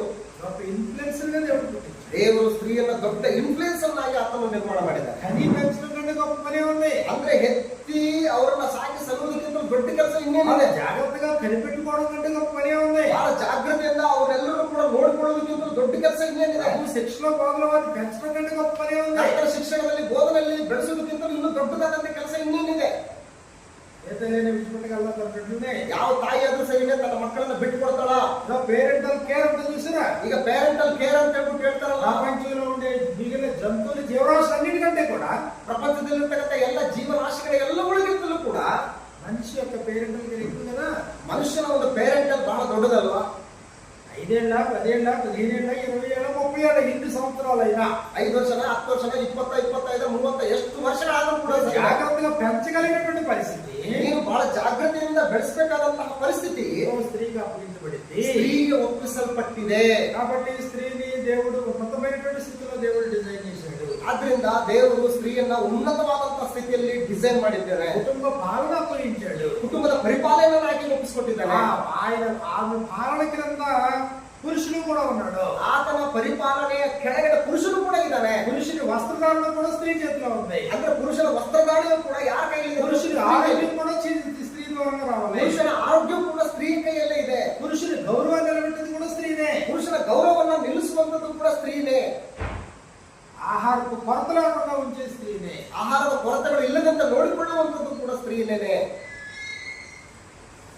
సాంఖ్య గ్రంథం 14 ಜ್ಞಾನೋಕ್ತಿಗಳ ಪುಸ್ತಕ 14ನೇ ಅಧ್ಯಾಯ 1ನೇ ವಚನದಲ್ಲಿ ಜ್ಞಾನವಂತರಾಲು ತನ್ನ ಇಲ್ಲು ಕಟ್ಟುನು. ಜ್ಞಾನವಂತೆಯು ತನ್ನ ಮನೆಯನ್ನು ಕಟ್ಟಿಕೊಳ್ಳುವಳು, ಬುದ್ಧಿವಂತರು ತನ್ನ ಮನೆಯನ್ನು ಕಟ್ಟಿಕೊಳ್ಳು. ತನ್ನ ಮನೆಯನ್ನು ಕಟ್ಟಿಕೊಳ್ತಾಳೆ. అబీగయలు మనం చూస్తాం. ಅಬಿಗೈಲಳನ್ನು ನಾವು ನೋಡ್ತೇವೆ. 1 సమూయేలు గ్రంథం 25వ అధ్యాయంలో 1ನೇ ಸಮುವೇಲ ಪುಸ್ತಕ 25ನೇ ಅಧ್ಯಾಯದಲ್ಲಿ స్టోరీ మొత్తం ఉంది. ಆ ಸ್ಟೋರಿ ಎಲ್ಲವೂ ಕೂಡ ಇದೆ. భర్త బట్టి మొరటివాడు, ಅಂದ್ರೆ ಗಂಡ ಒಳ್ಳೆ ಮೂರ್ಖ. పెట్టుకోగా దావీదుతో పెట్టుకున్నాడు రాజు. ಸೊ ದ್ವೇಷವನ್ನ ಇಟ್ಕೊಳ್ಳೋದು ಯಾರಪ್ಪ ಅಂದ್ರೆ ದಾವೀದನೊಟ್ಟಿಗೆ ದ್ವೇಷ ಇಟ್ಕೊಂಡ್ಬಿಟ್ಟು ఒక సేవకుడు ద్వారా కదది. ಅಂದ್ರೆ ಈ ವಿಷಯವನ್ನ ಒಬ್ಬ ಸೇವಕರ ಮುಖಾಂತರವಾಗಿ ಆತನ ಹೆಂಡತಿ ಅಬಿಗೈಲಳು ಕೇಳ್ಕೊಂಡ್ಲು. ఇదిగో నీ భర్త దావీదుతో పెట్టుకున్నాడు, చావబోతున్నాడు అనే విషయం విన్న తర్వాత ಆ ಅಬಿಗೈಲಳು ಅಯ್ಯೋ ನಿನ್ನ ಗಂಡನು ದಾವೀದನೊಟ್ಟಿಗೆ ಒಂದು ದ್ವೇಷನ ಇಟ್ಕೊಂಡಿದ್ದಾನೆ, ಮನಸ್ತಾಪ ಇಟ್ಕೊಂಡಿದ್ದಾನೆ, ಇನ್ನೇನು ಸಾಯ್ಲಿಕ್ಕಿದ್ದಾನೆ ಅಂತ ಹೇಳುವಂತ ವಿಷಯ ಆಕೆ ಕಿವಿಗೆ ಮುಟ್ಟಿದಾಗ అంటే ఒక ఆడబిడ్డ చేసిన పని సాహసం చూడండి. ಆಕೆ ಒಬ್ಬ ಹೆಣ್ಮಗಳಾಗಿ ಒಂದು ಸಾಹಸ ಮಾಡ್ತಾಳೆ ನೋಡಿ. ಅದು ನೋಡಿ ಒಂದ್ಸರಿ దావీదు యొక్క అవసరం చూసింది. ದಾವೀದನ ಒಂದು ಅವಶ್ಯಕತೆಗಳು ಏನನ್ನೋದನ್ನ ಗಂಡ್ಲು అన్ని పదార్థాలు చక్కగా వండించుకున్నాయి. ಎಲ್ಲಾ ಪದಾರ್ಥಗಳನ್ನ ಸರಿಯಾದ ರೀತಿಯಲ್ಲಿ ಅಡಿಗೆ ಮಾಡಿ ಸಿದ್ಧ ಮಾಡ್ಕೊಂಡ್ಲು. సేవకులతో ఎదుర్కొని ముందుకెళ్ళింది. ಸೇವಕರೊಟ್ಟಿಗೆ ಅವೆಲ್ಲವುಗಳನ್ನು ಕೂಡ ತಗೊಂಡು ದಾವೀದನನ್ನು ಎದುರುಗೊಂಡ್ಲು. అక్కడ వచ్చేటప్పటికి సాగిలి పడి నమస్కరించింది. ದಾವೀದನು ಬರ್ತಾ ಇದ್ದಾಗ ಆತನಿಗೆ ಅಡ್ಡ ಬಿದ್ದು ನಮಸ್ಕಾರ ಮಾಡಿದ್ಲು. మనం చేసుకుంది. ಆ ಮನವಿ ಮಾಡಿಕೊಂಡ್ಲು. చంపడానికి ఉద్దేశించబడినవాడు శాంతించాడు. ಸಾಯುವುದಕ್ಕೆ ಉದ್ದೇಶಿಸಲ್ಪಟ್ಟಂತಹ ದಾವೀದನನ್ನ ಶಾಂತಗೊಳಿಸಿದ್ದಾನೆ. ఆవిడ మర్చిపోద్దు. ಆದ್ರಿಂದ ಮರಿಬೇಡಿ, స్త్రీ కుటుంబాన్ని కాపాడుకోగలుగుతున్న జ్ఞానంతో ಸ್ತ್ರೀ ತನ್ನ ಜ್ಞಾನದಿಂದ ಕುಟುಂಬವನ್ನ ಕಾಪಾಡಿಕೊಳ್ತಾಳೆ. అపాయం నుంచి కాపాడగలదు. ಅಪಾಯದಿಂದಲೂ ಕೂಡ ಕಾಪಾಡಿಕೊಳ್ತಾಳೆ ಸ್ತ್ರೀ. ఎస్తేరు ఒక స్త్రీని చూడండి. ಎಸ್ತೇರು ಒಬ್ಬ ಸ್ತ್ರೀ, ಆಕೆಯನ್ನು ನೋಡಿ అతను ప్రజలందరి మీదకి వచ్చేటువంటి కష్టాన్ని తొలగించింది. ತನ್ನ ಒಂದು ಪ್ರಜೆಗಳ ಮೇಲೆ ಬರ್ತಕ್ಕಂಥ ಎಲ್ಲ ಕಷ್ಟಗಳಿಂದ ಆಕೆಯು ಅವರನ್ನ ಬಿಡಿಸಿದ್ದು. యూదులందరికీ ప్రాణ సంకటం. ಯಹೂದರೆಲ್ಲರಿಗೂ ಕೂಡ ಒಂದು ಪ್ರಾಣ ಸಂಕಟ. శత్రువు పగబట్టాడు. ಶತ್ರು ಅವರನ್ನ ಹಗೆ ಸಾಧಿಸ್ತಾ ಇದ್ದಾನೆ. ఇప్పుడు ఆ టైంలో ఆవిడ స్పందించకపోతే, ಆಕೆ ಆ ಸಂದರ್ಭದಲ್ಲಿ ಒಂದು ವೇಳೆ ಸ್ಪಂದಿಸದಿದ್ರೆ, జ్ఞానం చెప్పిన నోరు తెరవకపోతే, ಜ್ಞಾನಯುಕ್ತವಾದಂತ ರೀತಿಯಲ್ಲಿ ಆಕೆ ಬಾಯಿ ತೆರೆದಿದ್ರೆ, పరిస్థితిని రాజు దగ్గర వివరించకపోతే, ಈ ಪರಿಸ್ಥಿತಿಯನ್ನ ರಾಜನ ಬಳಿಯಲ್ಲಿ ವಿವರಿಸದೇ ಇದ್ರೆ యూదులందరూ సరిపోతారు. ಯಹೂದರೆಲ್ಲರೂ ಕೂಡ ಸಾಯ್ಲಿಕ್ಕಿದ್ರು. ఒక కుటుంబాన్ని కాదు, ಒಂದು ಕುಟುಂಬವನ್ನು ಮಾತ್ರ ಅಲ್ಲ, మొత్తం యోధ జనాంగాన్ని కాపాడిన ఘనత స్త్రీ. ಇಡೀ ಯಹೂದ ಜನಾಂಗವನ್ನ ಕಾಪಾಡಿದಂತ ಒಂದು ಘನತೆ ಯಾರಂದ್ರೆ ಸ್ತ್ರೀ. ಇದು దేవుడు స్త్రీని తక్కువ చేశాడా? ದೇವರು ಸ್ತ್ರೀಯನ್ನ ಕಡಿಮೆ ಮಾಡಿದ್ದಾನ. జ్ఞానం చెప్పి ఇల్లు కడుతుంది అన్నాడు. ಜ್ಞಾನದ ಮುಖಾಂತರ ಬುದ್ಧಿಯ ಮುಖಾಂತರ ಮನೆಯನ್ನ ಕಟ್ಟಿಕೊಳ್ತಾಳೆ ಅಂತ ಹೇಳ್ತಾ ಇದ್ದಾನೆ. చాలా సందర్భాల్లో ಬಹಳ ಸಂದರ್ಭಗಳಲ್ಲಿ మన అబ్రాహాము గురించి మాట్లాడుకుంటాం. ಅಬ್ರಾಹ್ಮನ ಕುರಿತು ಮಾತಾಡ್ತಾನೆ. శారా కూడా అతనికి లోబడి ఉండేను అన్నాడు. ಸಾರಳು ಕೂಡ ಆತನಿಗೆ ವಿಧೇಯಳಾಗಿದ್ದಳು ಅಂತ ಹೇಳ್ತಾನೆ. ఇదిగో శారా అబ్రాహాము యజమానుడని పిలుచుచు, ಇಗೋ ಸಾರಳು ತನ್ನ ಗಂಡನನ್ನ ಯಜಮಾನ ಅಂತ ಕರೀತಾ ಇದ್ದಳು. ఆతనికి లోబడి ఉండేను, ಆತನಿಗೆ ವಿಧೇಯಳಾಗಿದ್ದಳು. అంటే భయపెట్టి లోబడేటట్లు చేస్తున్నాడా? ಅಂದ್ರೆ ಭಯಪಟ್ಟು ವಿಧೇಯರಾಗುವಂತ ರೀತಿಯಲ್ಲಿ ಆತನು ನಡೆಸ್ಕೊಂಡ. ಆಮೇಲೆ ಭರ್ತನೇ ನಾನು ಇಲಾಗೆ ಪಿಲ್ಲನ್ನಡ ನಾನು ನಿನ್ನ ಗಂಡ ನನ್ನನ್ನು ಹೀಗೆ ಕರಿಬೇಕು ನೀನು ಅಂತ ಅನ್ನ ಭಯపెట్టాడ. ಆತನನ್ನ ಆಕೆನ ಆತನ ಭಯಪಡಿಸಿದ್ನ. ఇష్టపూర్వకంగా తనను తాను సమర్పించుకోకపోతే ಸ್ತ್ರೀ ವಲ್ಲ ಗೌರವ ಬಂದ್ರೆ ಅವಳಿಗೆ ಸಾಧ್ಯ. ಇಷ್ಟಪೂರ್ವಕವಾಗಿ ತನ್ನನ್ನು ತಾನು ಸಮರ್ಪಿಸಿಕೊಳ್ಳದಿದ್ದರೆ ಯಾವ ಪುರುಷನು ಕೂಡ ಸ್ತ್ರೀಯಿಂದ ಗೌರವವನ್ನು ಪಡ್ಕೊಳ್ಳಕ್ಕಾಗೋದಿಲ್ಲ. నువ్వు నన్ను ఇలా పిలు అని శాసించేది కాదండి. ಅಂದ್ರೆ ನೀನ್ ನನ್ನನ್ನು ಈ ರೀತಿ ಕರಿ ಅಂತ ಹೇಳ್ಬಿಟ್ಟು ಶಾಸಿಸುವಂತದ್ದಲ್ಲ. ఆ భర్తను గౌరవంగా పిలాలి అని తనకు అనిపించాలి. ಅಂದ್ರೆ ನನ್ನ ಗಂಡನನ್ನ ಗೌರವಯುತವಾಗಿ ನಾನು ಕರಿಬೇಕು ಅಂತ ಹೇಳ್ಬಿಟ್ಟು ಆಕೆಗೆ ಅನಿಸ್ಬೇಕು. నా భర్తకు నేను లోబడి బ్రతకాలి అని తను సమర్పించుకోవాలి. ಅಂದ್ರೆ ನನ್ನ ಗಂಡನಿಗೆ ನಾನು ವಿಧೇಯರಾಗಿ ಬದುಕಬೇಕು ಅಂತ ಹೇಳಿ ಆಕೆಗೆ ಅನಿಸ್ಕೊಳ್ಬೇಕು, ಆ ರೀತಿ ನಿರ್ಧಾರ ಮಾಡ್ಕೊಳ್ಬೇಕು. నా భర్తకి నేను భయపడి జీవించాలి అని అనుకోవాలా. ನನ್ನ ಗಂಡನಿಗೆ ನಾನು ಭಯಪಟ್ಟು ಜೀವಿಸಬೇಕು ಅಂತ ಹೇಳಿ ಅನ್ಕೊಳ್ಬೇಕು ಆಕೆ. ఎఫెసీయులకు రాసిన పత్రిక 5వ అధ్యాయం 33వ వచనంలో ಎಫೆಸೀಯ ಪತ್ರಿಕೆ 5ನೇ ಅಧ್ಯಾಯ 33ನೇ ವಚನದಲ್ಲಿ మెట్టుకు మీలో ప్రతి పురుషుడు తన వలె తన భార్యను ప్రేమింపవలెను. భార్య అయితే తన భర్త యందు భయము కలిగి ఉండునట్లు చూచుకొనవలెను. ನಿಮ್ಮಲ್ಲಿ ಪ್ರತಿ ಪುರುಷನು ತನ್ನನ್ನು ಪ್ರೀತಿಸಿಕೊಳ್ಳುವಂತೆಯೇ ತನ್ನ ಹೆಂಡತಿಯನ್ನು ಪ್ರೀತಿಸಬೇಕು. ಪ್ರತಿ ಹೆಂಡತಿಯು ತನ್ನ ಗಂಡನಿಗೆ ಭಯಭಕ್ತಿಯಿಂದ ನಡೆದುಕೊಳ್ಳಬೇಕು. కాబట్టి ఇప్పుడు ఇదిగో స్త్రీ శారం ఉంది. ಈಗ ಸ್ತ್ರೀ ಸ್ಥಾನಮ ಇದ್ದಾಳೆ. ఎండగాడ మనుషులు బయలుదేరి వచ్చారు. ಈ ಮಧ್ಯಾಹ್ನದ ಸಮಯದಲ್ಲಿ ಬಿಸಿಲಲ್ಲಿ ಮನುಷ್ಯರು ಬರ್ತಾ ಇದ್ದಾರೆ. ಅಲ್ಲಿ ఈయన ఎదుర్కొన్నాడు పోయి. ಈತನು ಅಬ್ರಹಾಮನ ಹೋಗಿ ಎದುರುಗೊಂಡಿದ್ದಾನೆ ಅವ್ರನ್ನ. ఇప్పుడు ఆతిథ్యం పుచ్చుకుని పోమన్నాడు. ಈಗ ಸ್ವಲ್ಪ ಆತಿಥ್ಯವನ್ನ ಸ್ವೀಕರಿಸಿಕೊಂಡು ನೀವು ಹೋಗ್ಬೇಕು ಅಂತ ಹೇಳ್ತಾ ಇದ್ದಾರೆ ಅಬ್ರಹಾಮ. వాళ్ళు వంట ప్రిపేర్ చేయాల్సింది ఎవరు? ಈಗ ಅಡಿಗೆನ ಪ್ರಿಪೇರ್ ಮಾಡಬೇಕಾದಂತವ್ರು ಯಾರು? అని ఎవరికి అప్పగించాడు? ಈಗ ಕೆಲಸವನ್ನು ಯಾರು ಒಪ್ಪಿಸ್ಕೊಟ್ಟಿದ್ದಾನೆ? నేను చేయకపోవయ్యా అంటే ఏం చేయగలడు? ನಾನ್ ಮಾಡಗಲ್ಲ ಹೋಗ್ರಿ ಅಂತಂದ್ರೆ ಏನ್ ಮಾಡ್ತಾ ಇದ್ದ ಅಬ್ರಹಾಮ? అందరూ తెలియకయే దేవదూతలకు ఆతిథ్యం ఇచ్చిరని ಇಬ್ರಿ ಪತ್ರಿಕೆ 11 ಇಬ್ರೇ ಪತ್ರಿಕೆ 13ನೇ ಅಧ್ಯಾಯದಲ್ಲಿ ಅವರಲ್ಲಿ ಕೆಲವರು ತಿಳಿಯದೆ ದೇವದೂತರಿಗೂ ಕೂಡ ಅತಿಥಿ ಸತ್ಕಾರವನ್ನು ಮಾಡಿದ್ದಾರೆ ಅಂತ ಹೇಳ್ತಾರೆ. తెలియకయే దేవదూతలకు ఆతిథ్యం ఇచ్చిరి. ಅವರಲ್ಲಿ ಕೆಲವರು ತಿಳಿಯದೆ ದೇವದೂತರಿಗೆ ಅತಿಥಿ ಸತ್ಕಾರವನ್ನು ಮಾಡಿದ್ದಾರೆ ಅಂತ ಹೇಳ್ತಾರೆ. ಆತಿಥ್ಯ ಇಚ್ಚಿದ ಅಬ್ರಾಮೇ. ಅಲ್ಲಿ ಆತಿಥ್ಯವನ್ನ ಕೊಟ್ಟಂತಾತನು ಅಬ್ರಹಾಮನೇ. ಅಬ್ರಾಮನಿಗೆ ಸಹಾಯಕರಾಗಿ ఎవరున్నారంట? ಅಬ್ರಹಾಮನಿಗೆ ಸಹಾಯಕರಾಗಿ ಯಾರಿದ್ದಾರಲ್ಲಿ? సారమ్మకు పని చెప్పలేదా? ಸಾರಳಿಗೆ ಕೆಲಸ ಒಪ್ಪಿಸಿಕೊಡ್ಲಿಲ್ಲ. ಅದು ಒಪ್ಪಿಕೊಳ್ಳದೆ ಏನ್ చేయగలడు? ಆಕೆ ಆ ಕೆಲಸ ಮಾಡೋದಕ್ಕೆ ಒಪ್ಪಿಕೊಳ್ಳಿಲ್ಲ ಅಂತಂದ್ರೆ ಪಾವಯ್ಯ ಅಂತ ಏನ್ చేస్తాడు? ನಾನು ಕೆಲಸ ಮಾಡಲ್ಲ ಹೋಗ್ರಿ ಅಂತಂದ್ರೆ ಏನ್ ಮಾಡ್ತಾ ಇದ್ದ? ಮಾಡೋದಕ್ಕೆ ಏನೂ ಇಲ್ಲ. ಸ್ತ್ರೀ ತನ್ನನ್ನು ತಾನು లోబడితే తప్ప, ಸ್ತ್ರೀ ತನ್ನಷ್ಟಕ್ಕೆ ತಾನೇ ಒಳಪಡದಿದ್ದರೆ ಪುರುಷನು ಏನು ಕೂಡ ಮಾಡಲಿಲ್ಲ. తనంతట తాను గౌరవించాలని అనుకుంటే తప్ప, ಸ್ತ್ರೀ ತನ್ನಷ್ಟಕ್ಕೆ ತಾನು ಗೌರವಿಸಬೇಕು ಅಂತ ಅನ್ಕೊಳ್ಳದಿದ್ರೆ ಪುರುಷನು ಏನು ಮಾಡಕ್ಕಾಗಲ್ಲ. బలవంతాన పురుషుడు ఏం చేయాలి? ಬಲವಂತದಿಂದ ಪುರುಷನು ಏನು ಕೂಡ ಮಾಡೋಕ್ಕಾಗೋದಿಲ್ಲ. కొడతావా, తిడతావా, దూషిస్తావా, ನೀನು ಬೈತೀಯೋ, ಹೊಡಿತೀಯೋ, ದೂಷಿಸ್ತೀಯೋ, ಏನ್ ಮಾಡ್ತೀಯೋ ಮಾಡು. అలా నువ్వు కంట్రోల్ చేయలేవు. ಆ ರೀತಿಯಾಗಿ ಸ್ತ್ರೀಯನ್ನು ಕಂಟ್ರೋಲ್ ಮಾಡಕ್ಕಾಗಲ್ಲ. అలా కంట్రోల్ అయితే నమ్మకమే. ಆ ರೀತಿ ಕಂಟ್ರೋಲ್ ಅಲ್ಲಿ ಇದ್ರೆ ಅದು ಸ್ವಲ್ಪ ಕಾಲ ಮಟ್ಟಿಗೆ ಮಾತ್ರನೇ. అని దైవభక్తి కలిగిన స్త్రీ కొనియాడబడును. ಆದ್ರೆ ದೈವ ಭಕ್ತಿಯುಳ್ಳ ಸ್ತ್ರೀ ಕೊಂಡಾಡಲ್ಪಡ್ತಾಳೆ ಅಂತ ಹೇಳ. అందము వాసుకరము, సౌందర్యమే అందము. ಅಂದ್ರೆ అందವು ನೆಚ್ಚತಕ್ಕದ್ದಲ್ಲ, ಸೌಂದರ್ಯವು ನೆಲೆಯಾಗಿರೋದಿಲ್ಲ ಅಂತ ಹೇಳ್ತಾರೆ. యెహోవా యందు భయభక్తులు కలిగిన స్త్రీ కొనియాడబడును. ಯೆಹೋವನಲ್ಲಿ ಭಯಭಕ್ತಿಯಾಗಿರುವವಳೇ ಕೊಂಡಾಡಲ್ಪಡ್ತಾಳೆ ಅಂತ ಹೇಳಿ. నిందించుటకు విరోధికి అవకాశం ఇవ్వకుండా పరిపాలన చేయగలరు. ಅಂದ್ರೆ ನಿಂದಿಸುವುದಕ್ಕೆ ಅವಕಾಶ ಕೊಡದೇನೆ ಪರಿಪಾಲನೆಯನ್ನು ಮಾಡೋದಕ್ಕೆ ಭಕ್ತರು ಶಿಶುಗಳನ್ನು ಪ್ರೇಮಿಸಗಲರು. ತನ್ನ ಗಂಡನನ್ನ ಮಕ್ಕಳನ್ನು ಕೂಡ ಆಕೆ ಪ್ರೀತಿಸಬಲ್ಲರು. ಸ್ತ್ರೀ ಪಾತ್ರ ಬಹಳ ಮುಖ್ಯವಾದದ್ದೇನ. దేవుడు స్త్రీని తక్కువగా చూశాడా? ದೇವರು ಸ್ತ್ರೀಯನ್ನ ಬಹಳ ಕಡಿಮೆಯಾಗಿ ನೋಡಿದ್ದಾನೆ. అసలు నువ్వు లేకుండా కుటుంబాన్ని ఊహించు. ಒಂದ್ಸಾರಿ ನೀವಿಲ್ಲದೆ ಕುಟುಂಬ ಒಂದ್ಸಾರಿ ಊಹೆ ಮಾಡ್ಕೊಳ್ಳಿ. నువ్వు లేకుండా నీ బిడ్డలను ఆలోచించు సార్. ನೀವಿಲ್ಲದೇನೆ ನೀವು ಮಕ್ಕಳನ್ನು ಒಂದ್ಸಾರಿ ಆಲೋಚನೆ ಮಾಡಿ. ಒಂದ್ಸಾರಿ నువ్వు లేకుండా నీ భర్త ఎలా ఉంటాడో ఆలోచించు సార్. ನೀನಿಲ್ದೇನೆ ನಿನ್ನ ಗಂಡ ಹೇಗಿರ್ತಾನೆ ಅನ್ನೋದು ಒಂದ್ಸಾರಿ ಆಲೋಚನೆ ಮಾಡು. నువ్వు లేకుండా అసలు నీ కుటుంబం యొక్క గౌరవం ఎలా ఉంటుందో ఆలోచించు. ನೀನಿಲ್ದೇನೆ ನಿನ್ನ ಕುಟುಂಬದ ಗೌರವ ಒಂದು ವೇಳೆ ಹೇಗಿರ್ತದೆ ಆಲೋಚನೆ ಮಾಡು. ಕೆಲವೊಂದು ಮಾತ್ರನಾ ಬಹಳ ಮುಖ್ಯವಾದಂತ ಪಾತ್ರನೇನಾ. అక్కడ నీకు యాక్టివిటీ ఇచ్చాడు. ಅಲ್ಲಿ ನಿನಗೆ ಆಕ್ಟಿವಿಟಿ ಕೊಟ್ಟಿದ್ದಾನೆ. నీకు ఏ ఆఫీస్ కూడా పని చేయి. ನಿನಗೆ ಏನು ಒಪ್ಪಿಸ್ಕೊಟ್ಟಿದ್ದಾನೆ ಆ ಕೆಲಸ ಮಾಡು.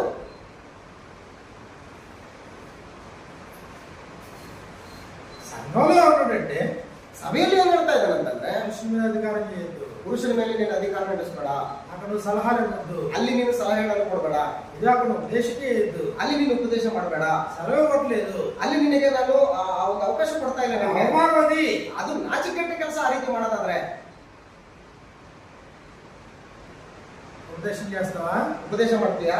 పిల్లలకు ఉపదేశించి ಮಕ್ಕಳಿಗೆ ಉಪದೇಶ ಮಾಡು. ఆ కుమారుడాని తల్లి ఉపదేశమును మరవకుము. ನನ್ನ ಮಗನೇ ನಿನ್ನ ತಾಯಿ ಉಪದೇಶವನ್ನು ನೀನು ಮರಿಬೇಡ. నీ తండ్రి ఆజ్ఞను హృదయపూర్వకముగా గైకొనుము. ನಿನ್ನ ತಂದೆಯ ಆಜ್ಞೆಗಳನ್ನು ಹೃದಯಪೂರ್ವಕವಾಗಿ ಕೈಗೊಳ್ಳು. సామెతల గ్రంథంలో మనం చూసినప్పుడు ಜ್ಞಾನೋಕ್ತಿಗಳ ಪುಸ್ತಕದಲ್ಲಿ ನಾವು ನೋಡಿದ್ರೆ 6వ అధ్యాయం 20వ వచనంలో మనకి ఇలా రాయబడింది. 6ನೇ ಅಧ್ಯಾಯ 20ನೇ ವಚನದಲ್ಲಿ ನಮಗೆ ಈ ರೀತಿಯಾಗಿ నీ ಬರೆಯಲ್ಪಟ್ಟಿದೆ. తల్లి ఉపదేశమును త్రోసివేయకుము. ಕಂದ ತಂದೆಯ ಆಜ್ಞೆಯನ್ನು ಕೈಗೊಳ್ಳು, ತಾಯಿಯ ಉಪದೇಶವನ್ನು ಬಿಡಬೇಡ. వాటిని ఎల్లప్పుడూ నీ హృదయమందు ధరించుకొనుము. ಅವುಗಳನ್ನು ನಿನ್ನ ಹೃದಯಕ್ಕೆ ನಿರಂತರವಾಗಿ ಬಂಧಿಸು. నీ మెడ చుట్టూ వాటిని కట్టుకొనుము. ನಿನ್ನ ಕಂಠಕ್ಕೆ ಅವುಗಳನ್ನು ಧರಿಸಿಕೋ. నీవు త్రావడం వెళ్ళినప్పుడు అది నిన్ను నడిపించును. ನೀನು ನಡೆಯುವಾಗ ಆ ಉಪದೇಶವನ್ನು నీవు ನೀನು ನಡೆಸು. పడుకున్నప్పుడు అది నిన్ను కాపాడును. ಮಲಗಿಕೊಂಡಾಗ ಕಾಯುವುದು. నీవు మేలుకొన్నప్పుడు నీతో ముచ్చటించును. ಎಚ್ಚರಗೊಂಡಾಗ ನಿನ್ನೊಂದಿಗೆ ಅದು ಮಾತಾಡುವುದು. ఆజ్ఞ దీపముగాను ఉపదేశం వెలుగుగాను. ಆಜ್ಞೆಯೇ ದೀಪ, ಉಪದೇಶವೇ ಬೆಳಕು. శిక్షార్థమైన గద్దింపులు జీవ మార్గములు. ಶಿಕ್ಷಣಪೂರ್ವಕವಾದ ಬೋಧನೆಯೇ ಜೀವದ ಮಾರ್ಗ. తల్లి ఉపదేశము, ತಾಯಿಯ ಉಪದೇಶ మర్చిపోవద్దు. ಮರ್ತು ಬಿಡಬೇಡಿ. తల్లి ఉపదేశం చేయాలా? ತಾಯಿ ಉಪದೇಶ ಮಾಡ್ಬೇಕಾ? ఒక తల్లిగా బిడ్డకు ఉపదేశం చేయాలా? ಒಬ್ಬ ತಾಯಿಯಾಗಿ ಮಕ್ಕಳಿಗೆ ಉಪದೇಶ ಮಾಡ್ಬೇಕಾ? ఆమె తల్లిగా రాజు అయినటువంటి కుమారుడు కూడా ఉపదేశం చేయాలా? ಆಕೆಯು ತಾಯಿಯಾಗಿ ಅರಸನಾದಂತ ತನ್ನ ಮಗನಿಗೆ ಉಪದೇಶ ಮಾಡಿದಳಲ್ಲ. ఎప్పుడో తల్లి ఉపదేశం చేయదు. ಎಲ್ಲಿಯವರೆಗೆ ತಾಯಿ ಉಪದೇಶ ಮಾಡಬೇಕು? చిన్నపిల్లలుగా ఉన్నప్పుడా? ಚಿಕ್ಕ ಮಕ್ಕಳು ಇರುವಾಗ ಮಾತ್ರನೇನ? ఎదిగిన తర్వాత వద్దా? ಬೆಳೆದ ಮೇಲೆ ಬೇಡವಾ? పెళ్ళి అయిన తర్వాత వద్దా? ಮದುವೆ ಆದ್ಮೇಲೆ ಬೇಡವಾ? నీ కొడుకు కలెక్టర్ అయ్యడం వద్దా? తల్లి ఉపదేశం ఉందా? ಸೊ ನಿನ್ನ ಮಗ ಕಲೆಕ್ಟರ್ ಆದ್ಮೇಲೆ ನಿನ್ನ ತಾಯಿ ಉಪದೇಶ ಬೇಕಾಗಿಲ್ವಾ? ಅವಾಗ ఈ పిల్లలు బతుకున్నంత వరకు తల్లి ఉపదేశం చేస్తారు. ನಿನ್ನ ಮಕ್ಕಳು ಬದುಕಿರುವವರೆಗೂ ಕೂಡ ನಿನ್ನ ತಾಯಿ ಉಪದೇಶ ಮಾಡ್ತಾನೆ తల్లి ಇರಲಿ. ఉపదేశకురాలు. ತಾಯಿ ಉಪದೇಶಗಳು. తల్లి సపోర్ట్ ఉందనుకోండి, ತಾಯಿಯ ಸಪೋರ್ಟ್ ಇದೆ ಅಂತ ಇಟ್ಕೊಳ್ಳಿ. ఎంత కష్టమైన బిడ్డ భరించగలవు. ಎಷ್ಟು ಕಷ್ಟ ಆದ್ರೂ ಸರಿನೇ ಆ ಮಗು ಭರಿಸ್ತಾಳೆ, ಅದನ್ನ ಸಹಿಸ್ಕೊಳ್ತಾಳೆ. తల్లి సపోర్ట్ చేయట్లేదు అనుకోండి, ತಾಯಿ ಸಪೋರ್ಟ್ ಮಾಡ್ತಾ ಇಲ್ಲ ಅಂದ್ಕೊಳ್ಳಿ. ఇదిగో భర్తతో కాపురానికి వెళ్ళిన బిడ్డ కూడా లేకపోతే, ಸೊ ಗಂಡನೊಟ್ಟಿಗೆ ಸಂಸಾರ ಮಾಡೋದಕ್ಕೆ ಹೋದಂತಹ ಮಗಳು ಕೂಡ ಪುನಃ ತಾಯಿ ಬಳಿ ಬಂದ್ಬಿಡ್ತಾರೆ. తల్లి పాత్ర కీలకమైంది. ಕುಟುಂಬದಲ್ಲಿ ತಾಯಿಯ ಪಾತ್ರ ಬಹಳ ಮುಖ್ಯವಾದದ್ದು. పిల్లల జీవితాన్ని స్థిరపరచడంలో కీలకమైంది. ಮಕ್ಕಳ ಜೀವಿತವನ್ನು ಸ್ಥಿರಪಡಿಸುವುದರಲ್ಲಿ ಬಹಳ ಮುಖ್ಯವಾದಂತಹ ಪಾತ್ರ ತಾಯಿದು. మొరటివాడైన భర్త అయినా గాని అబిగయలు ఎంతో జ్ఞానంతో, ಅಬಿಗೈಲಳು ತನ್ನ ಗಂಡನಾದಂತಹ ಮೂರ್ಖನಾದಂತಹ ತನ್ನ ಗಂಡನ ವಿಷಯದಲ್ಲಿ ಆಕೆ ಎಷ್ಟೋ ಹೆಚ್ಚಿನ ಒಂದು ಜವಾಬ್ದಾರಿ తన కుటుంబాన్ని కాపాడుకోవడానికి, భర్త ప్రాణాలను కాపాడడానికి తను చేయాల్సినంత చేసి, ತನ್ನ ಕುಟುಂಬವನ್ನು ಕಾಪಾಡಿಕೊಳ್ಳೋದಕ್ಕೂ ತನ್ನ ಗಂಡನ ಪ್ರಾಣವನ್ನು ಕಾಪಾಡಿಕೊಳ್ಳೋದಕ್ಕೂ ತಾನು ಮಾಡಬೇಕಾದದ್ದೆಲ್ಲವನ್ನೂ ಕೂಡ ಮಾಡಿದ್ರು. కాబట్టి కుటుంబంలో ಆದ್ರಿಂದ ಕುಟುಂಬದಲ್ಲಿ ఆ స్త్రీ యొక్క పాత్ర కీలకమైంది. ಸ್ತ್ರೀಯ ಪಾತ್ರ ಬಹಳ ಮುಖ್ಯವಾದದ್ದು. కుటుంబ నిర్మాణంలో ಕುಟುಂಬ ನಿರ್ಮಾಣದಲ್ಲಿ స్త్రీ యొక్క పాత్ర కీలకమైంది. ಸ್ತ್ರೀಯ ಪಾತ್ರ ಬಹಳ ಮುಖ್ಯವಾದದ್ದು. బ్రేక్ తీసుకోండి, తర్వాత కొనసాగుతాం. ಬ್ರೇಕ್ ತಗೊಳ್ಳಿ, ನಂತರ ಸ್ವಲ್ಪ ಮಾತಾಡೋಣ.